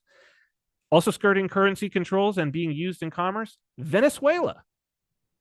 Except it's not being used in the non-custodial crypto-like fashion. It's actually mostly being used by using a trusted third-party custodian, like Binance, between merchants and consumers. But it has become huge. To talk about 138.6 billion of this currency in circulation, and you look at where does that put it in terms of if it was a country, like between the UK and closing in on Russia,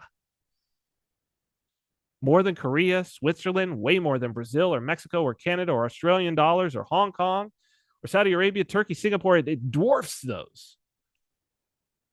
And to be honest, it even dwarfs the number of UK pounds that were in circulation. Of course, this is 2016. There's more now. All of these countries have inflated. But just to give you an idea, like this is a new nation. Imagine the power. And it's one of the most, it is the most profitable company as of this last year, the most profitable company per like employee. If you said how much profit per employee, because they only have about 100 employees, how much profit per employee do you generate? They generate the most of any company on earth. And one thing that you should know about Tether is that their liquidity provider, so basically their key partner, the one that if you take Tether, if you take 1 billion Tether tokens and you take it to Tether and you want $1 billion transferred into your bank account, the company that is going to do that, that's partnered with them, is Cantor Fitzgerald. Cantor Fitzgerald's CEO is Howard Lutnick. And Howard Lutnick, and this is why I say that we're reaching sort of the end point of this, Howard Lutnick is the chair of the Trump transition team and also Trump's nominee for Secretary of Commerce. So you could kind of see where this is going.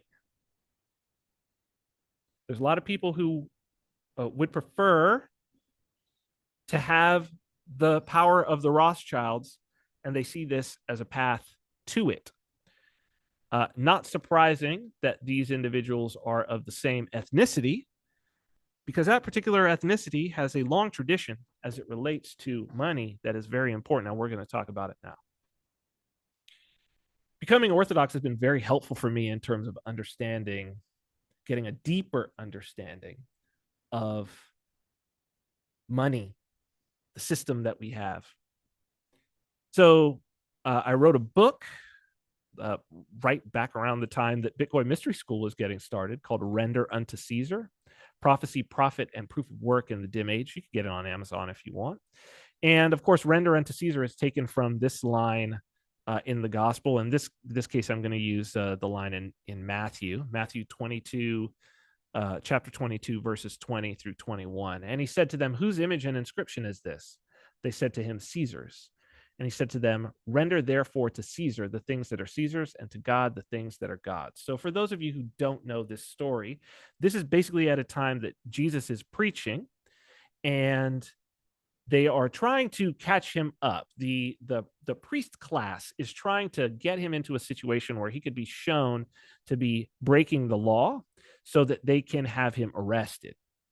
And hopefully they hope to have him executed. And so they come to him and they ask him, and they want the Romans to do it. Romans are in control of Judea at this time. They are a colony. The Jews are a colony. And so they ask him, "Do you pay tribute to Caesar?" And this is his answer. He says, "Bring me a penny. Whose image is on it? Whose inscription is on it?" And they say, "Caesar's."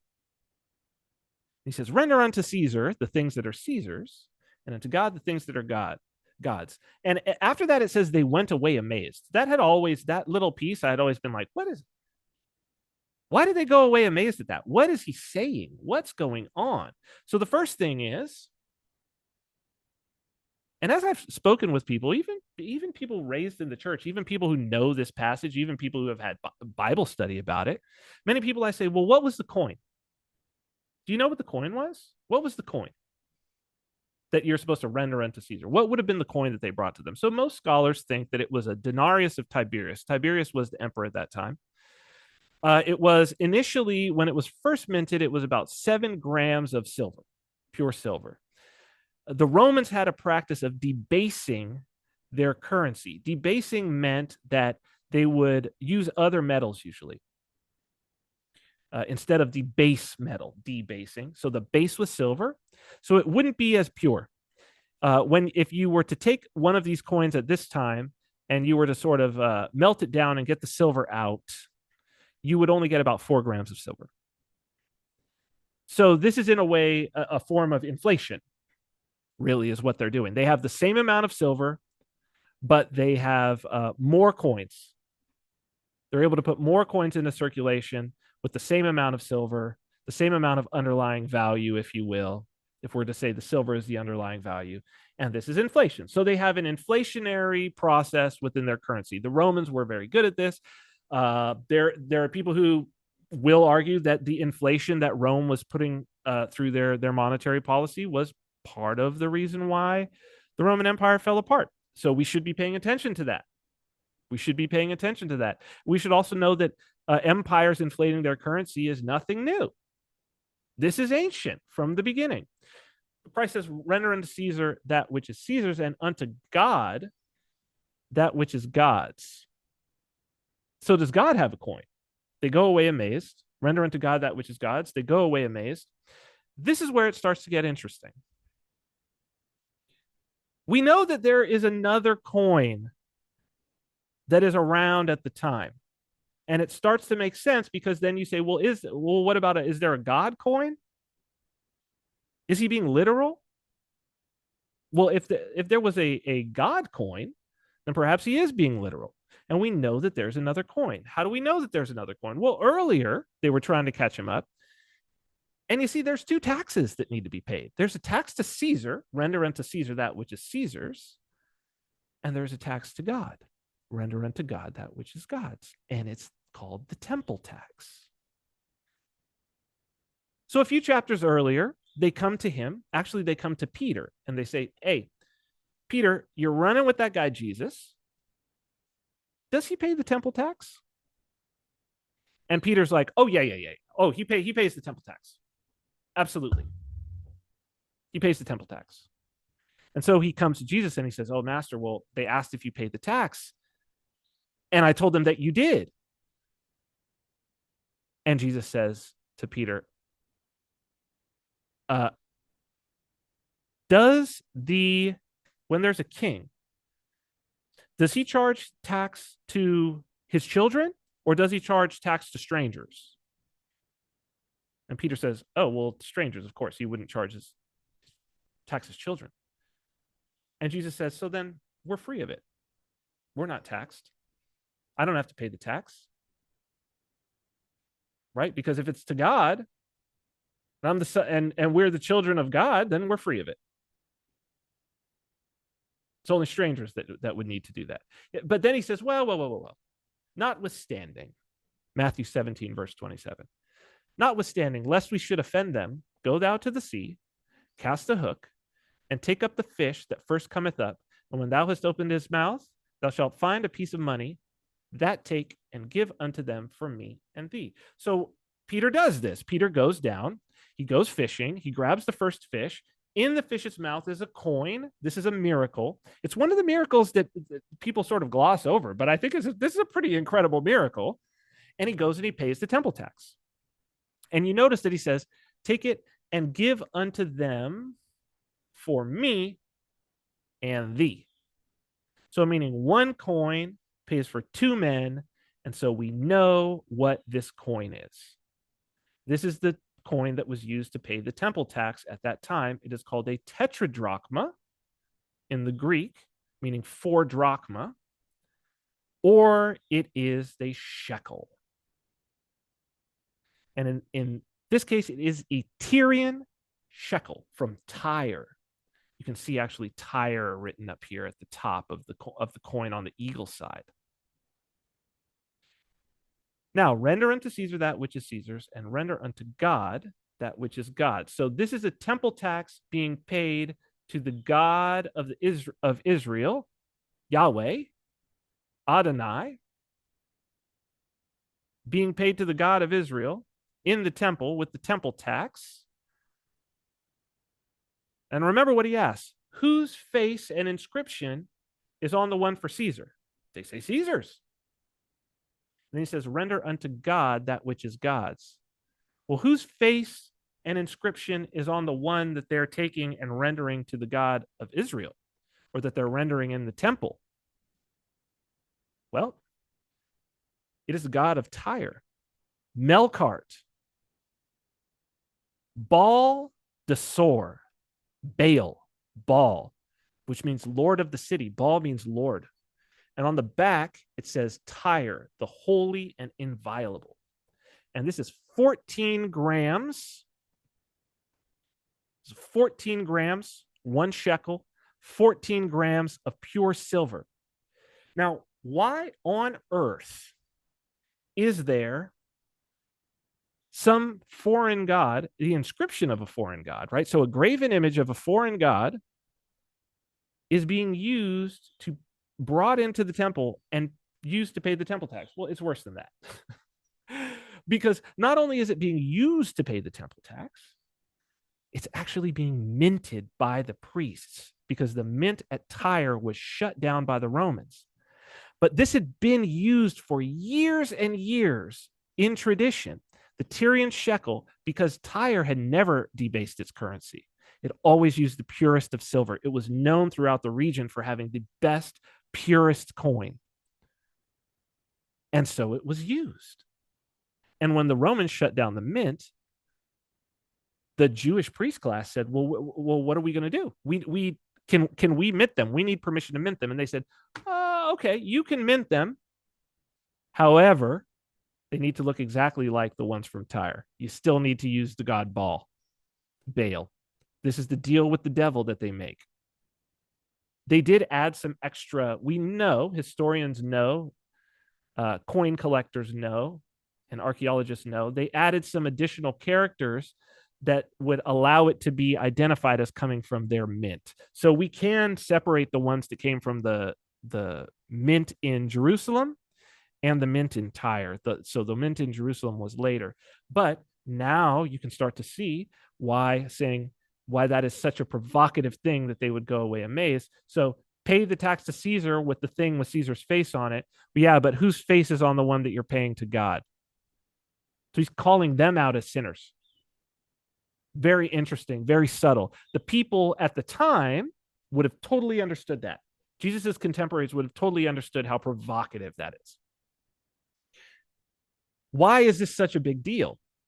Well, in 1 Kings, we see Baal is hated.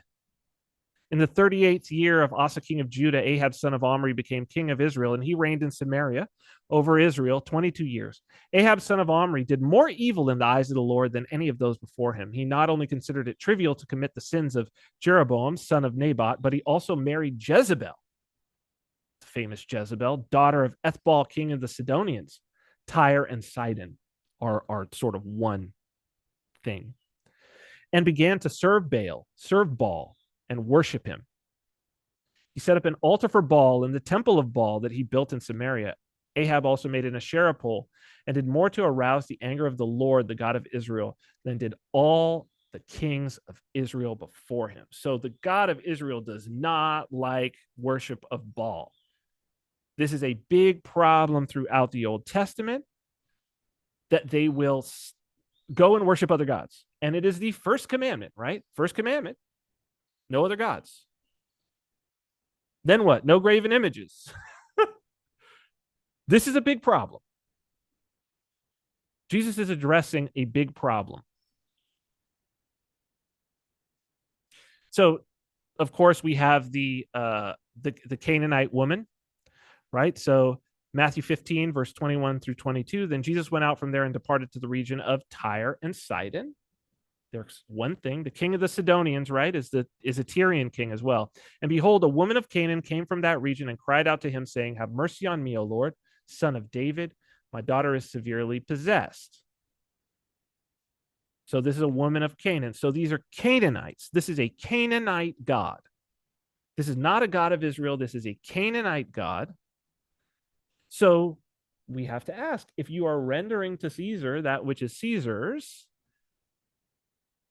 well, who is your god if the coin that you render is Baal's coin, that which is Baal's?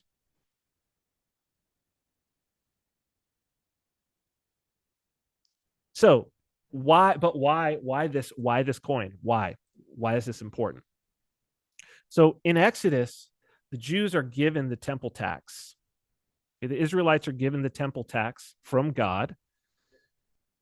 Exodus 30, verse 13. This they shall give everyone that passeth among them that are numbered half a shekel after the shekel of the sanctuary. A shekel is 20 gerahs, 10 to 12 grams. And half a shekel shall be the offering of the Lord.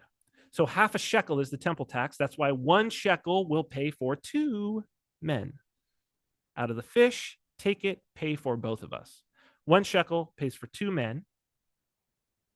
Temple tax is half a shekel.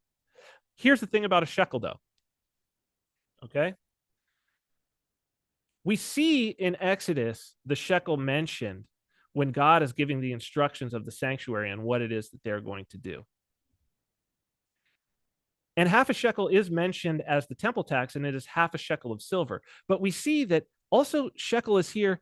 Moreover, the Lord in Exodus chapter 30, 22 through 25, and he starts, the Lord spoke unto Moses, also take for yourself quality spices, 500 shekels of liquid myrrh, half as much. So that would be 250 shekels of sweet-smelling cinnamon, 250 shekels of sweet-smelling cane, 500 shekels of cassia, according to the shekel of the sanctuary. So A shekel is a unit of weight, and the shekel of the sanctuary is a weight. It's a weight measurement. So again, we're talking about measurements here. It is a weight measurement. And a hin of olive oil. So we're talking about weights. Coins in the ancient world are weighting tools. That's why where do we exchange our goods? At the counter. And back in the day on the counter, they used to have a scale. And they would actually use the coins. And this is why, silver has a certain weight. When you go and you debase your currency, it makes it very difficult to use that weight. And also by weighing a silver coin that is a legit silver coin against a silver coin that comes to you, if it balances out, then you know that this is not a counterfeit coin. This is very important, or a debased coin. So having for them the purity is important because they're given from God that it's going to be half a shekel. So later on, they've got to figure out, well, how much is the shekel? What shekel do we use? We still got to pay the temple tax. What shekel do we use? Meaning what unit, what weight unit? Where do we get the reference unit? And this is actually in the Mishnahs. And it says the 5 silver coins of the redemption of the firstborn son, with regard to which it is written, 5 shekels of silver after the shekel of the sanctuary in numbers are calculated. How do we calculate it? Using a Tyrian money. Money, mint. A Tyrian money. So still from Tyre, still from the Canaanites, it is the unit of measurement of weight. The shekel of the sanctuary, whose value is 20 gerah, and that is calculated using a Tyrian money. The Tyrian weight system. What is this? They're all over the place. We have them. We have the stones. They lasted forever. Why? Because you put your units into stone so that they last forever. This is a 3 shekel stone from 900 to 700 BC. 3 shekel stone. And this is, now mind you, this is not a Jewish, this is from the Levant. This is not a Jewish stone here. This was a unit that was used all throughout that region. But particularly, the Tyrians were known for having the good unit measurement, the good standards. People wanted to use that. We take for granted that we have these standardized measures, but this was not the thing. It was an open market of measurement. The maneh from one region, or the shekel from one place, might be different than the shekel from another slightly. Right? It wasn't like the meter where everybody's got the meter, right? Even the pound in the early days, which comes from the livre, the Roman livre, the pound was different. So these units of measurement, and the coins were different because the coins stood in for these. You could have a 3 shekel silver coin that would stand in for this. You could use it for 2 things. It has intrinsic value. You could use it for weighing things, and you could use it to trade. So the intrinsic value of coinage is in the weighing, the measuring. The intrinsic value is in its use as measurement. Here's the money. Here's mina. Same thing. That's what they're talking about. And these are the different stones. We got the half mina, the third mina, 10 shekels, 5 shekels, 3 shekels. And then you get smaller and smaller and smaller down to fractions of a shekel. You got your 1 shekel, your 2 shekel, your 3 shekel. This is a complete set from Babylon. Okay? The Babylonian palace, 2000 BC. So the shekel was already a thing. But what is the Israel currency called today? Still called the shekel. So they just like countries don't make their own measurements, they took their measurement system. And the shekel is a measurement. Shekel is a description of measurement, but so is the pound, isn't it? This is the cuneiform inscription on one of these stones. And this is from Babylon again. I am Darius, the great king, the son of Hystaspes, an Achaemenian. It's an abbreviated version of much more. But this, we start to get our first glimpse of the metaphor that we're going to use. So this is a weighing stone. And Darius is writing on this, and it's basically to say, this is a stone from me.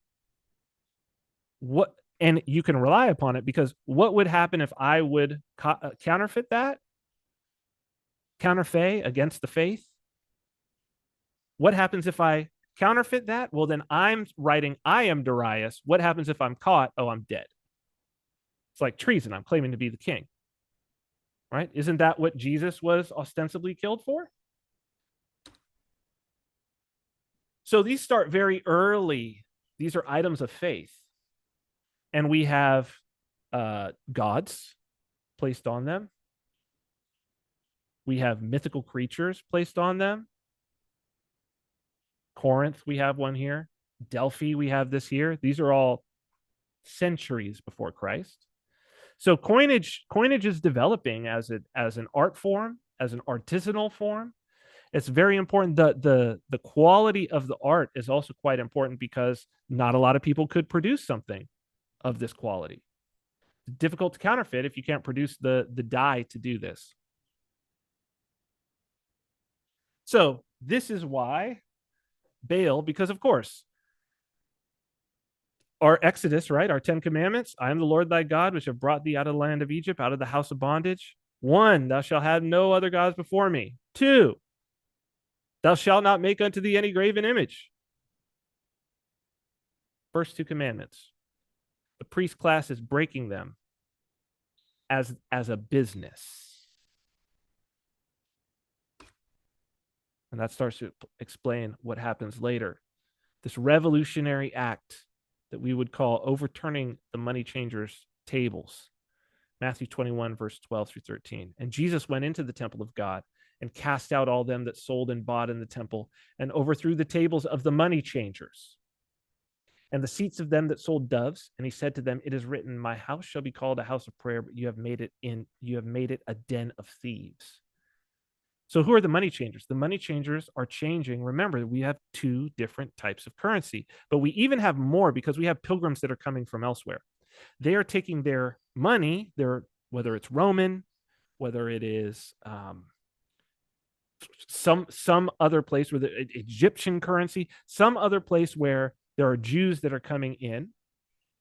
And these money changers are changing it for temple money, which is this, that you can use to pay the temple tax, or you could use to buy animals, purified animals that could be used for the sacrifice. So that's the seats of them that sold doves. So those doves were for the sacrifice.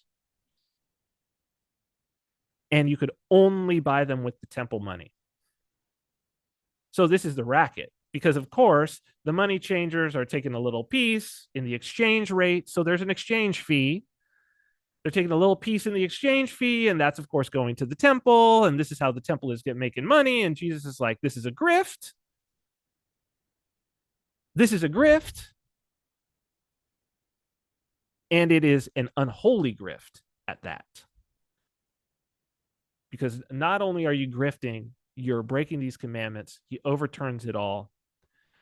And you can see he is an economic revolutionary in this regard. He is trying to maintain righteousness and a royal path and a state of holiness within the temple as it relates to money, because money can be done right. Render unto God that which is God's. You don't have to fall apart. But what you should understand, and what I understand, especially now, Orthodoxy has helped me to understand, the old gods are always trying to get back into the temple.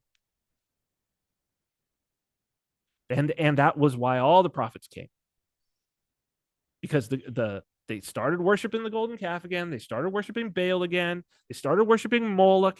This is the worst thing. They're always trying to get back into the temple. So if we look, this is around about the exchange rate. Exchange rate in the temple, we know this, was 4 denarii to 1 shekel. Right? So 4 denarii, which would have at that time about 16 grams of silver, to 1 shekel, 14 grams of silver.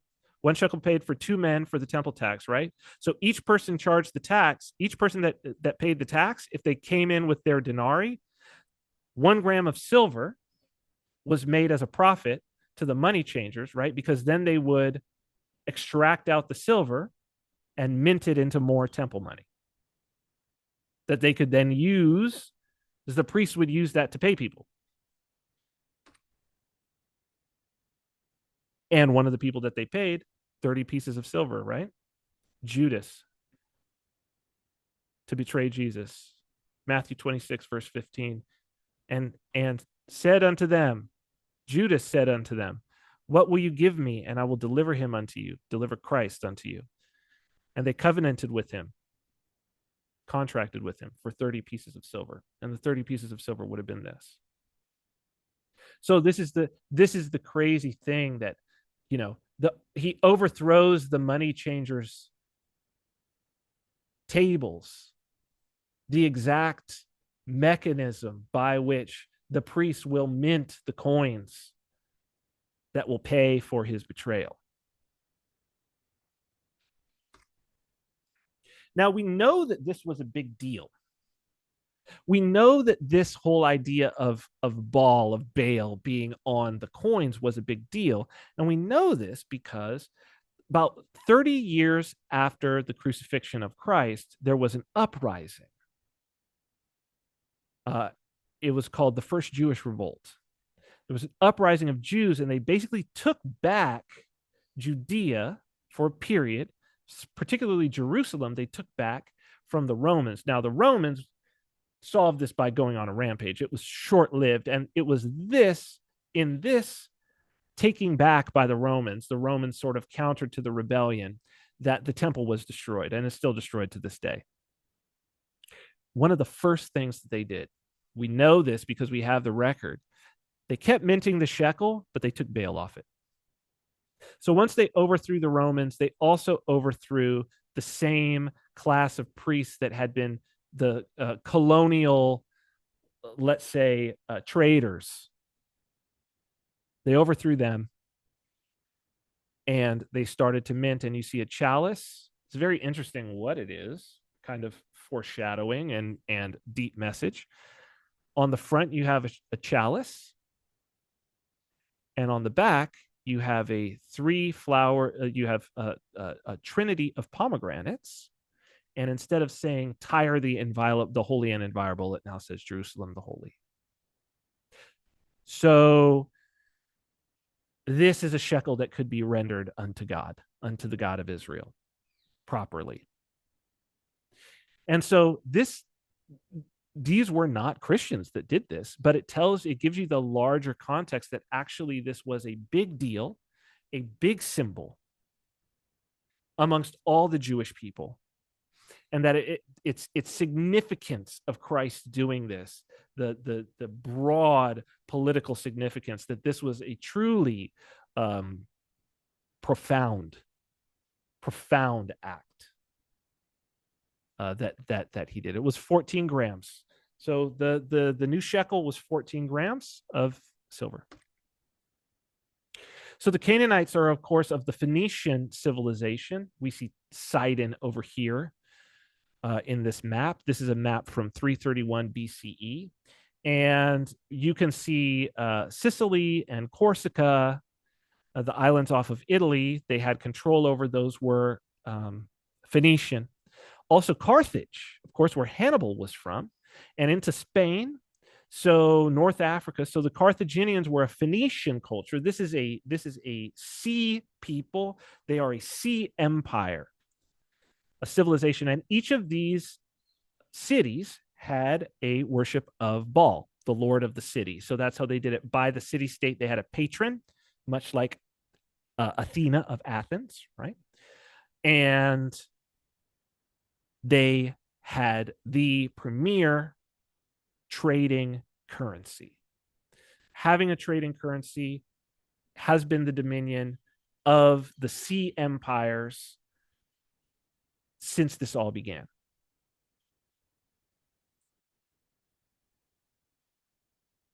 The next empire in the region that we want to look at is Venice. Now, Venice, we have our units of measurement. We have our mina units. There's also another one, though. There's another unit of measurement, right? Because there's two coins going on. The other unit of measurement is the Roman unit of measurement, which is the livra or libra or pound. What is the, libra is the scales, right? Measuring weight. The horoscope sign, astrological sign. And it is also, of course, pound. When we abbreviate pound, if you've ever wondered why, when you write the abbreviation for pound, when you're talking about weight, it's LB, and why the abbreviation for the British pound isn't a stylized L, it is because the Latin word for pound is libra, or livra, or lira, like the Italian currency was known and the Turkish currency is still known to this day. Of course, Italy and Turkey are the Roman Empire. Okay. Rome and Constantinople. Where is Constantinople? Istanbul, Turkey. Istanbul, now Constantinople. Turkish lira. Roman, Italian lira. Another system. The next big sea empire in the region in the Mediterranean is Venice. Venice is, of course, derived from out of the Roman culture. It's a little spin-off. It's kind of a mix between the Phoenicians and the Romans, and they are using the Byzantine basilicon as the standard reference weight. The basilicon and the Venetian grosso go from the 12th to the 15th century. 2.2 grams. It was originally 26 denarii, but by that time, denarii highly debased. We have 2.2 grams is the measurement of the Venetian grosso. So after this, after the Tyrian, on the Tyrian side, the shekel, after we've got the shekel moving around in the Phoenician civilization, the Romans are moving around different weights, and the Venetians get the grosso, and this becomes the global reserve currency for what they know, for the Mediterranean. This is the reserve currency anywhere you would go in that part of what was formerly the Roman world. And of course, we have, Christ is on this coin, and the Doge of Venice. So this is the Venetian grosso. This is the Venetian Republic, the Venetian Empire. Most people don't know that it was this big. I mean, look, all the way up into Crimea, they had some outposts.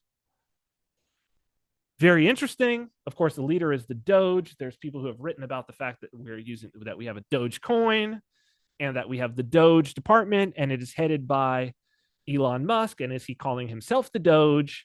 And do we have a president and a Doge now? Is the Doge really in control? Is the president in control? It's kind of weird. It's not a coincidence. I don't think that we should think this is a coincidence, and I advise everybody to study the Republic of Venice. But one of the most important things and one of the keys to their power was, again, a trusted currency, the world reserve currency. So we've got two competing systems, don't we? We've got the pound-based system and the monnaie-based system. The grossos and the shekels. So next, 15th to 18th century, the next sort of innovation is the Holy Roman thaler from out of the Holy Roman Empire. So what's interesting, they call themselves the Holy Roman Empire, but the unit of weight that they're using is the Phoenician unit. Interestingly enough, it's not the Roman unit. It's actually the thaler, from where we get anglicized, it becomes the dollar. It's 27 to 28 grams. It's basically 2 shekels to a thaler. 2 shekels to a thaler. So 1 thaler would pay the temple tax for 4 men. And this thaler weight, there are many thalers. Thalers are made throughout the Holy Roman Empire. They're made by various different cities and regions and principalities, but they are following this weight. It is known that the thaler is this 27 to 28 gram weight. And this is an important empire. But one of the things that you see, Republic of Venice and Kingdom of Sicily are separate at this time. But we can see, if we wonder, where did the Phoenician influence come from? Well, Corsica, Sardinia, those were Phoenician. And so it's easy to understand how this weight system had moved up, because again, it's competing in this area. People are saying, which is better? I like this one better. I like this one better. This is better because of this. This is better because of that. And there is a spiritual component. This is actually more biblical. Then we have, also around the same time, further to the west, the Spanish dollar, as it's called in the anglicized version, peso in Spanish, meaning weight. It's pretty explicit. They're like, it's a particular weight. And actually the coin itself is a weight. As we said, still at that time, they are still saying it is a weight. Well, what is the weight? It is 27 to 28 grams, the same as the thaler, 2 tire shekels to a peso or a dollar, which makes trade between these guys real easy, doesn't it? It's like USDT and USDC. They're worth the same amount. Makes it real easy to trade between the Spanish Empire and the Holy Roman Empire. I can carry my Spanish silver dollar into the Holy Roman Empire, and it's very easy. I don't need to do much money changing, right? So it makes it frictionless. So it's better to come to a consensus on these things. On the weight, a particular weight. 2 tire shekels. So imagine all this time, right? We have the shekels from back. Imagine we have the shekels from back in 2000. The weight of the shekel in 2000 BC. And we have this thing carrying all the way up into the 1900s. Right? Almost 4,000 years. And we could say more than 4,000 years because we are still using the dollar. But it's important to understand that the Spanish Empire is really a currency empire because they figure something out. While the thaler, you looked at that coin and you saw, wow, the quality of the coinage was so much more. What the Spanish, what had been holding, I guess, everybody back, right, is they were not going to debase. It would kill, they knew that it would kill their empire to debase their currency. So they had stepped away from the debasement. This is one of the things about the dollar system, is that like the debasement is not good. The Romans, the Libra system, we've got all kinds of debasement. It's crazy when we look at it.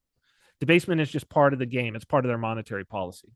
So we didn't really, you were limited to the amount of silver that you had, except when the Spanish went out on their age of exploration, one of the things that they discovered, the most important thing that they discovered, is they discovered new reserves of silver, particularly in the northern part of South America.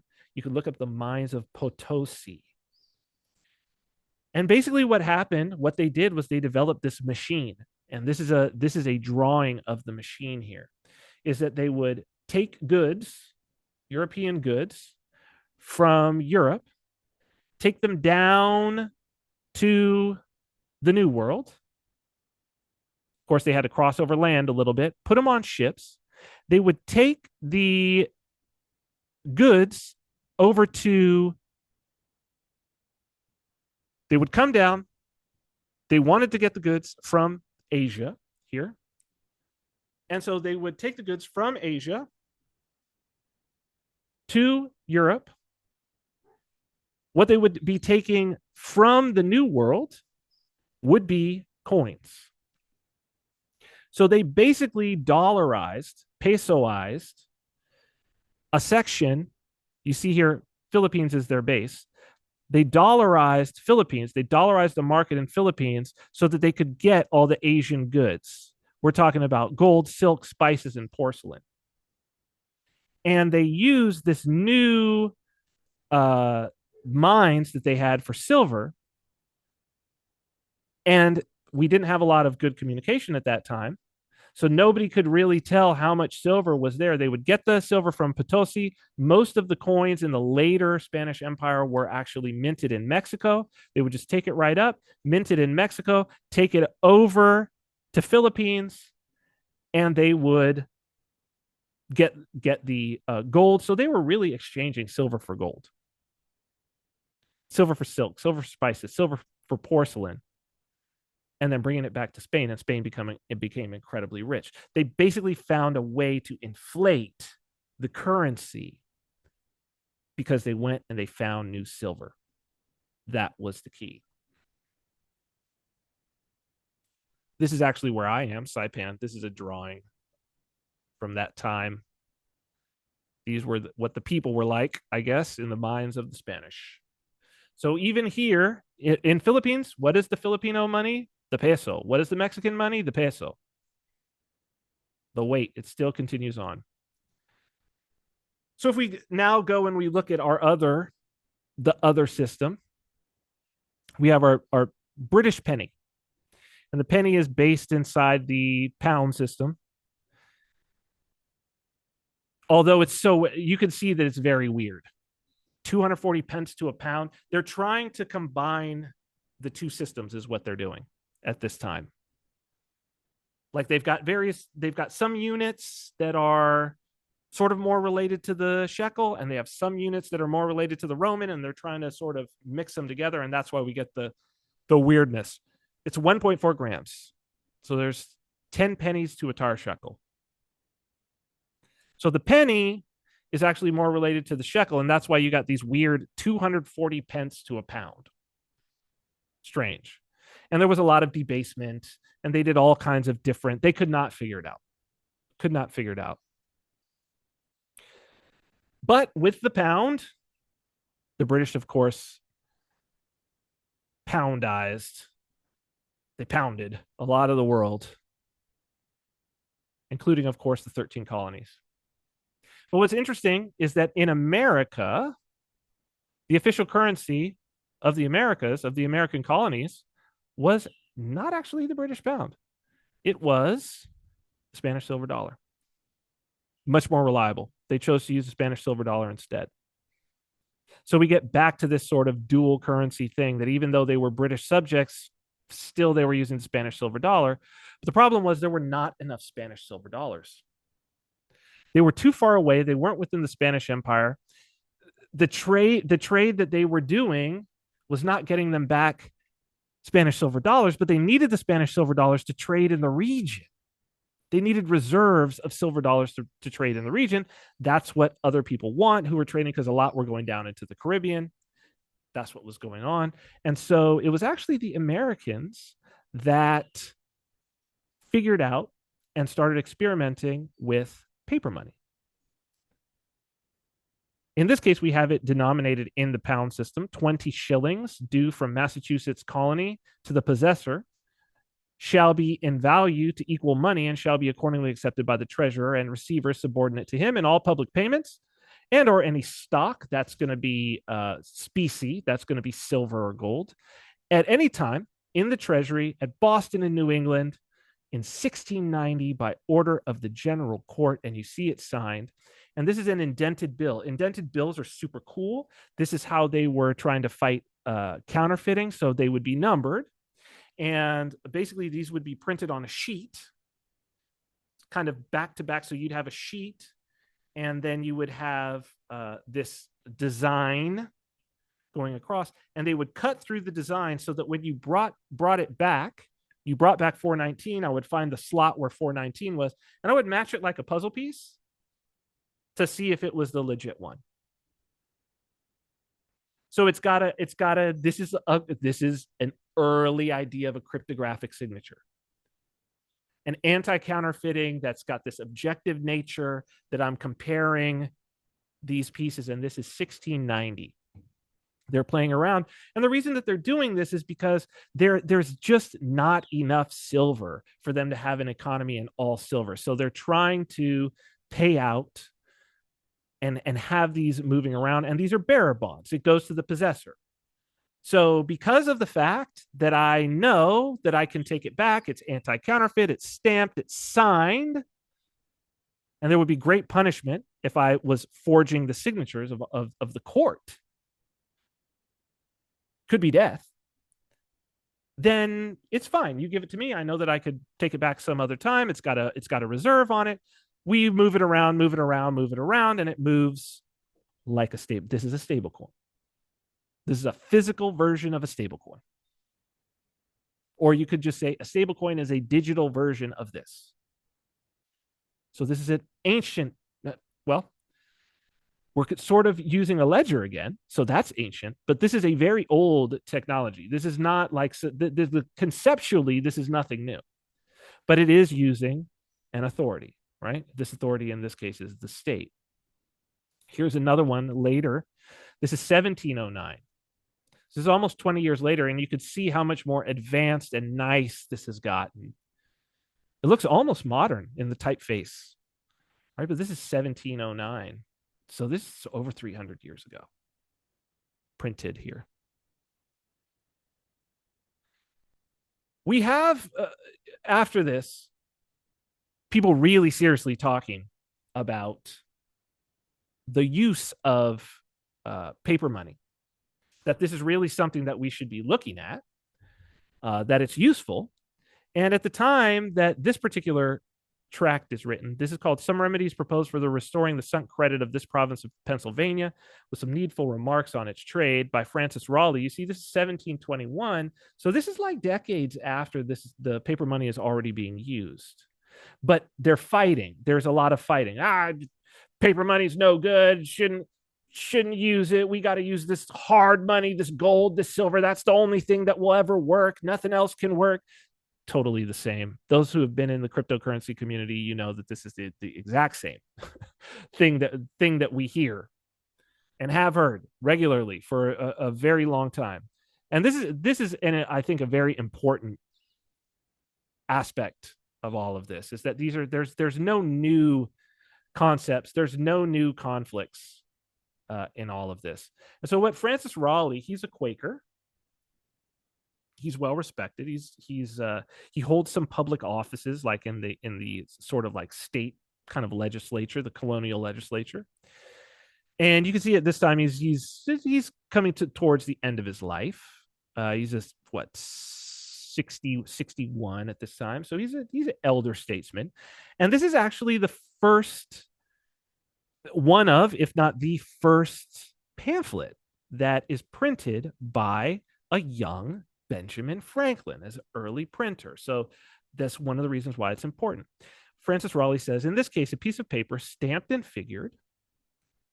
He's referring to like the indented and the stamp, right?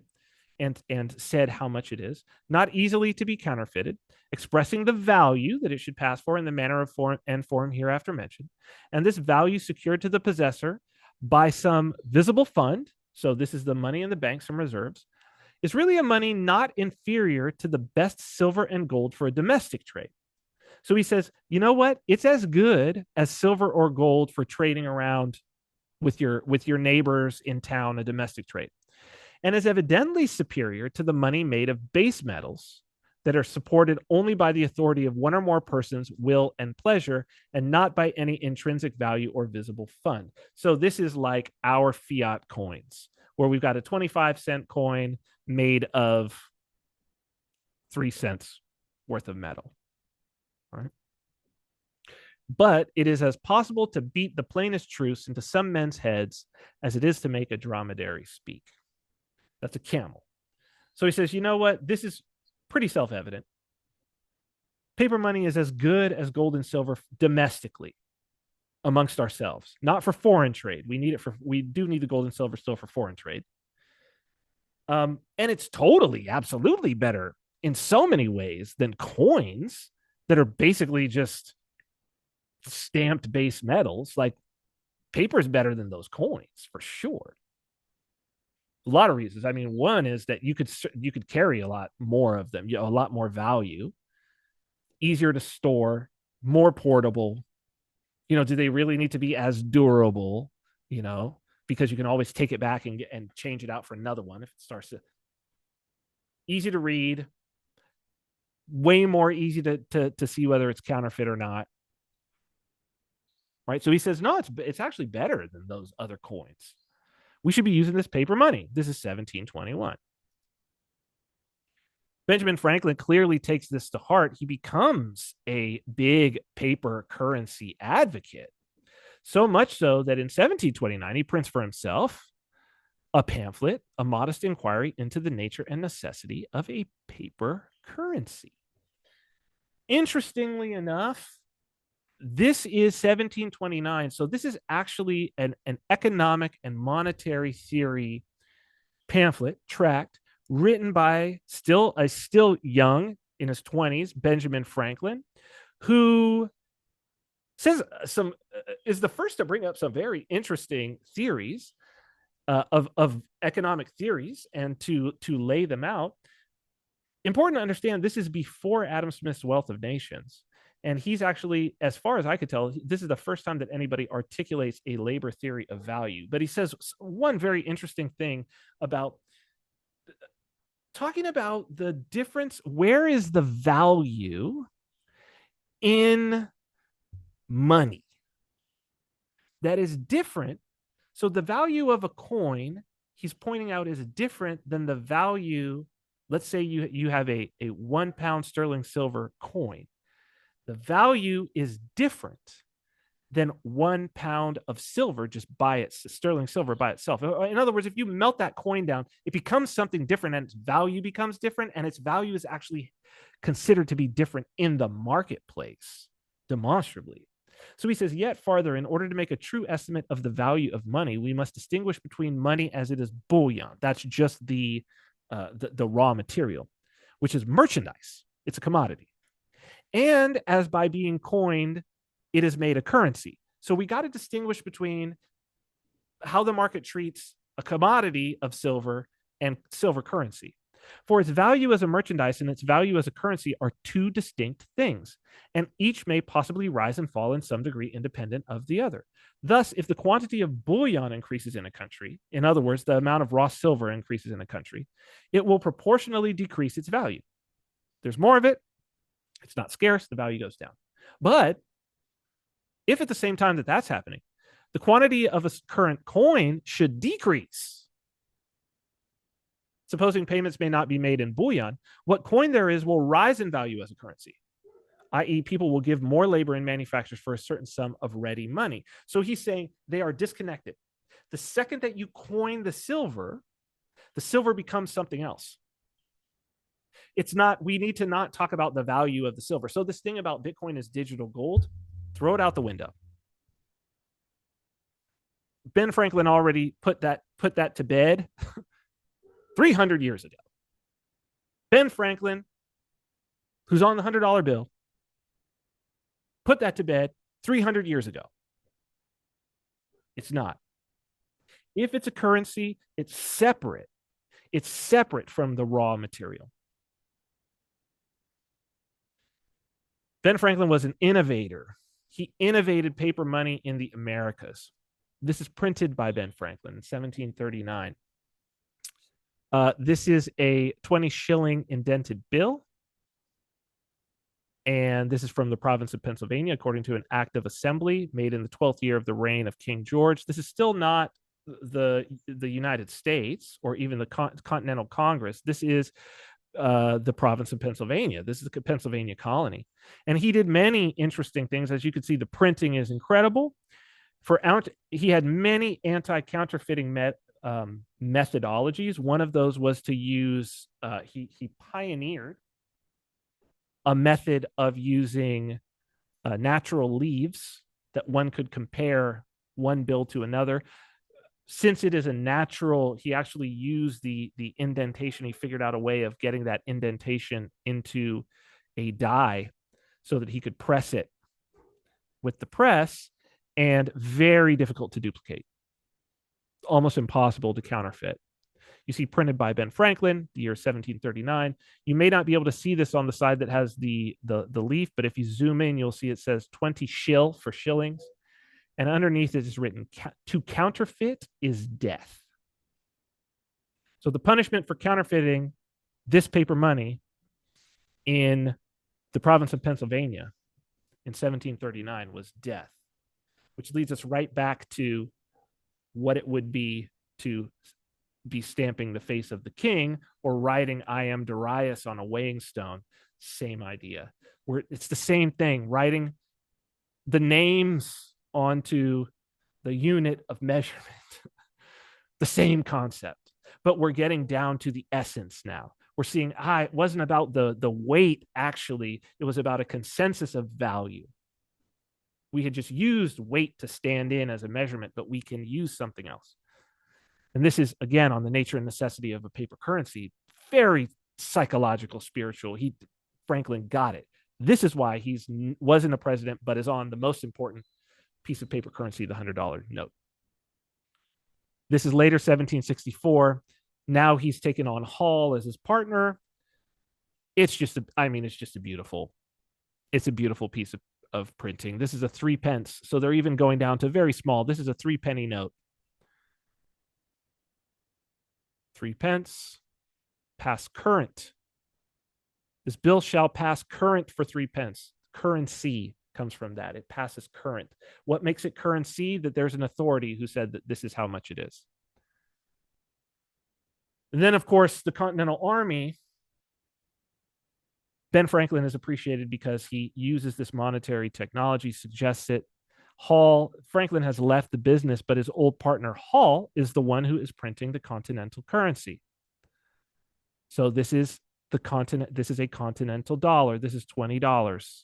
Entitles the bearer to receive 20 Spanish milled dollars, or the value thereof, in gold and silver, according to the resolutions of the Congress held at Philadelphia. So this is a stable coin. This is a reserve backed. It is reserve backed by pesos, by Spanish milled dollars. And this is what was used to pay the army. And to pay for the war. This is what won the war. This is how the Americans financed the war. The Americans financed the war with a new monetary technology. What was the monetary technology? It was not just a stable coin. They took it a level further. It was sovereign debt, a treasury note. So basically what they did was they released a series. You can see these are numbered. They released a series. And within that series, let's say from number 0 to 1,000, those can be redeemed immediately if somebody has them. From 2,000 to 3,000, those can be redeemed 5 months from now. And then 3,000 to 4,000, 2,000 to 3,000, those could be redeemed in 12 months, et cetera, et cetera. And basically what that meant, which was really interesting, was that the ones that could be redeemed now were treated in the market as being worth more than the ones that could be redeemed in the future. Why would that be? Because what if they lost the war? If they lost so you're basically making a bet that they're going to win the war by accepting one that is not able to be redeemed for 12 months. You're saying, well, the war is going to last longer than 12 months. So these are war bonds. But they're bearer bonds that are being used as currency. This is this is what won the war. This is the brilliance of Benjamin Franklin. This is what he brings to the table, a way of financing this. Now, the interesting thing about this, they say, oh, people, the line, and you may have gotten this, I got this in history class, was that these things, they overinflated them and they became worth nothing. Not how it happened. They repaid everyone that was brought in that had matured, they repaid. It's just that the ones that matured at a much later date, you would need a lot more of those for a merchant to accept it. So they weren't fungible. They had various different values based on their series. It's pretty wild. Very, very wild. This is one from 1779. Same thing. You are entitled to the Spanish mill dollars, but you're just not entitled to them until after the date has come for this particular piece of the series, this particular serial number. Farley Grubb wrote about this to really like dispel the notions that people had. It's great. It's the Continental Dollar, how the American Revolution was financed with paper money, initial design, and ideal performance. This monetary innovation didn't start with DeFi. This is part of American culture, and this is why crypto is, of course, an American phenomenon. This is always from the beginning, the literal beginning. This is a country that has been all about monetary innovation. Farley Grubb writes, Congress's legislative redemption instructions for the first two emissions indicate that continental dollars were designed to be zero interest bearer bonds, not fiat currency. Let me read that again. Continental dollars were designed to be zero interest bearer bonds, not fiat currency. They resemble today's US savings bonds more than today's US dollar bills, with the exception that they were transferable.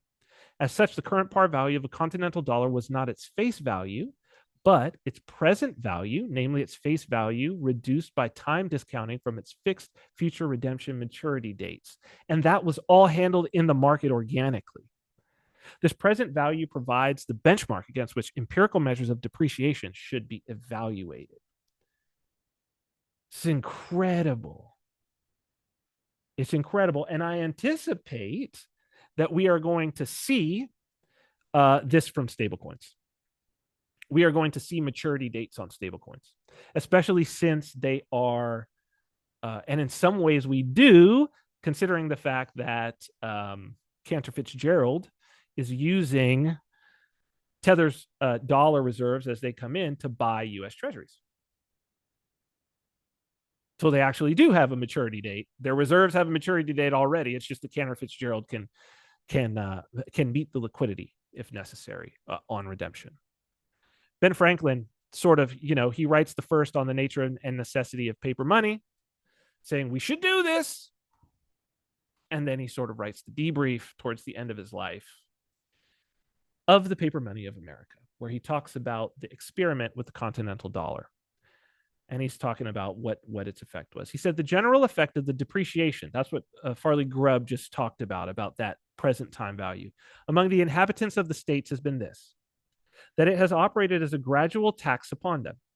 Their business has been done and paid for by the paper money, and every man has paid his share of this tax according to the time he'd retained any of the money in his hands, and to the depreciation within that time.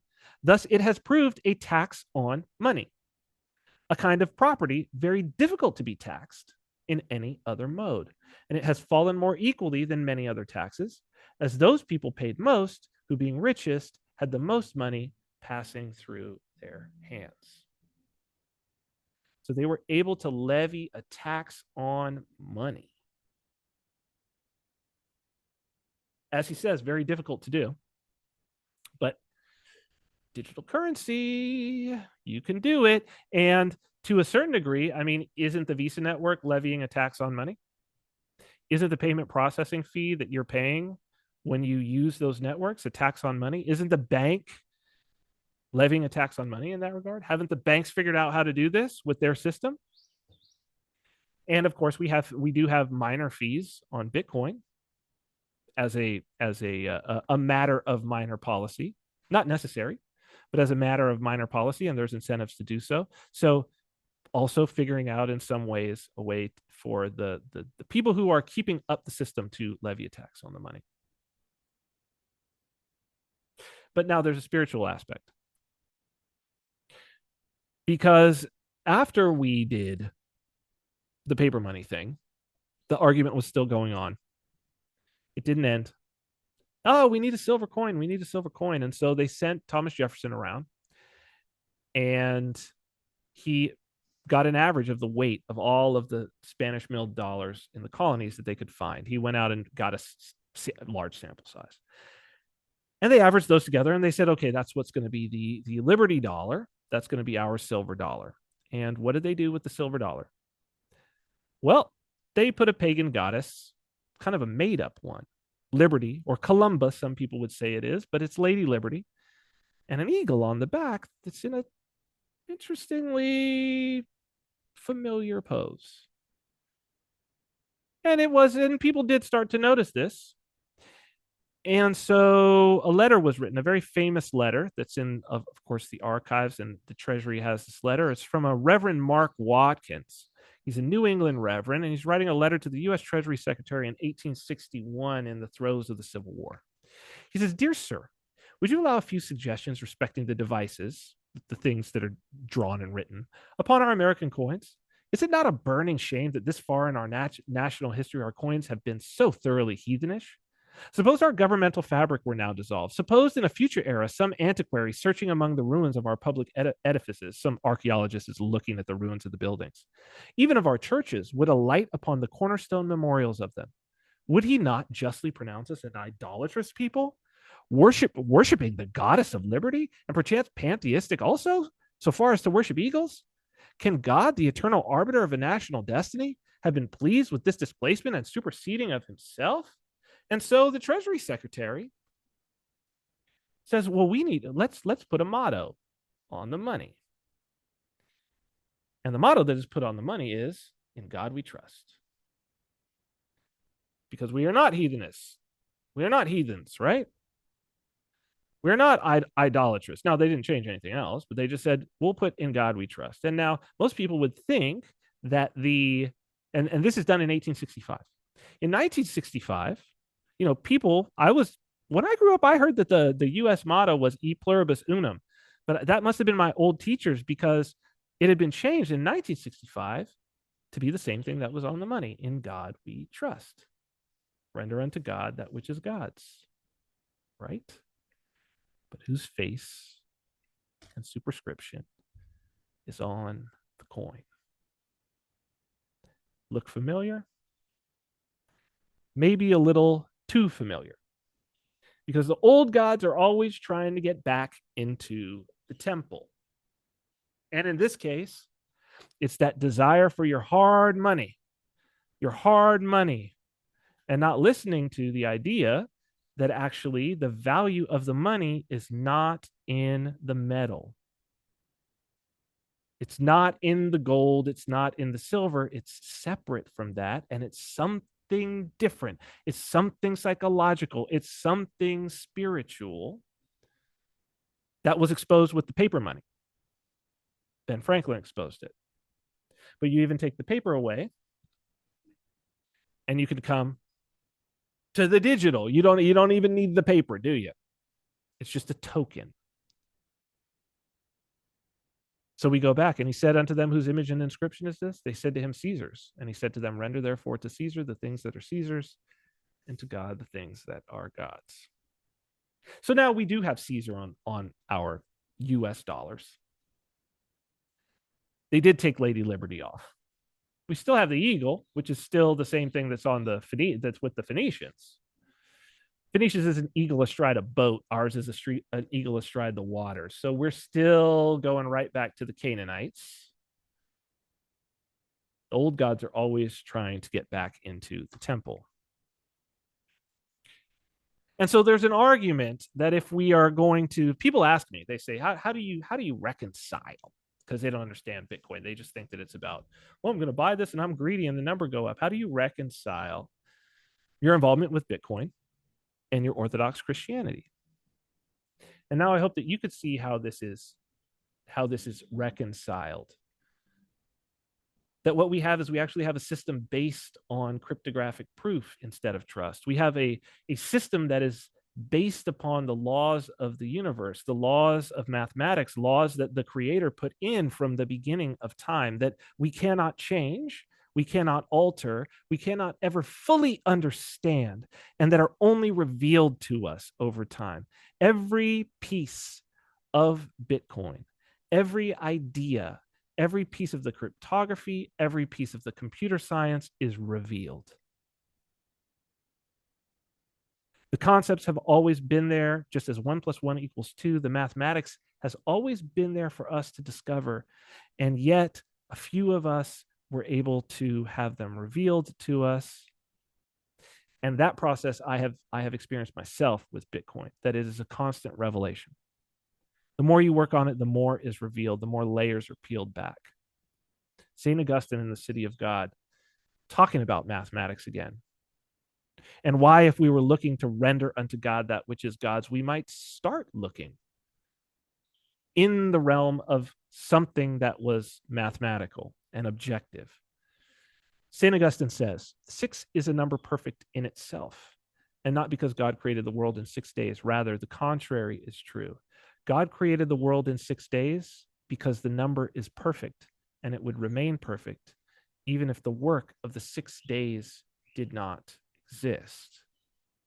Saying that basically what Galilei would later say, mathematics is the language in which God has written the universe. That math is not created. Math is not created. It is the language in which creation is written. Srinivasa Ramanujan, considered one of the great mathematicians. Interesting because he himself was untrained. And went and got the theorems that he came up with. He would go and pray in temple. He was a Hindu, and he said they were revealed by God. And he himself had an equation for me has no meaning unless it expresses a thought of God. Mathematics as the language, the tool, the very thoughts of God. And the fact that we are dealing with a mathematics that is at a cosmic scale, even more so, says that if we are looking for a medium to operate in, a medium to look at, where we can have a currency where we can render unto God that which is God's, this is certainly a direction that is worthy of looking in.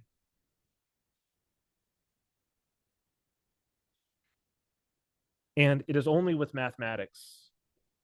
And St. Basil is, I think, in many ways, making a brilliant statement here that just backs up and says, as only a saint can, it is easier to measure the entire sea with a tiny cup than to grasp the ineffable greatness of God with the human mind. The cosmic scale, ineffable, unspeakable. We can't conceive, inconceivable, inarticulatable. Just like the size of those numbers. When we start talking about the numbers that we're using, or the size, we're talking about the 1/10 of the atoms in the known universe. We can't fathom these things. And it's because we can't fathom them that they are beyond us. They're beyond our power to change. They're not beyond our power to use, which is interesting. It's a mystery. It's a mystery. It's what marks this system as a system built out of mysteries, which is where we get to Bitcoin Mystery School. And this is it, because what is a mystery? A mystery is I see it, I'm using it, I'm doing it, it's working, but I don't understand it. And the thing is, you can't understand it because you can't fathom it. You can do the math, but you can't understand the why behind the math because you can never fully understand the who behind the math. And this is the language of that who. And so what we should see is that what we are approaching with this is it's a chance for spiritual exploration. Because the old battles, the ancient battles, are being played out again. They are being played out again. It is up to us to understand, to go back into history and see the ways that these battles have played out throughout time. And it is a battle in heaven. It is a battle between gods. It is a battle between the psychological constructs that are given to us for value itself, which of course comes from God. What we value, what we choose to value, how we choose to use a system. Can this system be used in a righteous way? Yes. Is the most righteous way a way that is not using the system, simply buying something and holding it and not using it and not participating and not digging deeper and not getting the chance to have the language of God revealed to you? Is that the righteous way of doing it? And waiting for number to go up based on what? Because on the other side, you have people that have a spiritual basis, although corrupted, who are looking to use the system as a means of control by leveraging these old concepts, by going back to the shekels, by going back to the value, the law given to God to say, you will render this unto me. But even then, when men decide that they want to make that it's about profit instead of community, instead of abundance, instead of bringing prosperity to your people, then we run into the same problem. And so I would ask that you go back to the story that's told to you in the gospel about overturning the money changers' tables, to not approach these systems for greed and profit in the short term, but for the long-term betterment of your people in the way that Ben Franklin did. To see that this is a path towards freedom for people and to look closer to God and to get out of tyranny. The Jews, when they revolted, made their own currency that they could render unto God, as did the Americans. But the old gods are always trying to get back into the temple. And we have a new medium that most people don't understand and have not taken the time to understand. But I thank you for watching. Dig deeper, look deeper. Bitcoin is something very, very important, very incredible. And hopefully this little presentation and these learnings will give you a jumping off point for you to start to have eyes to see and ears to hear as the story of Bitcoin now enters into its next act in a big way on the global stage. And we start to see who those players will be and what it will mean for our lives and the lives of our descendants. Thank you for watching Bitcoin Mystery School.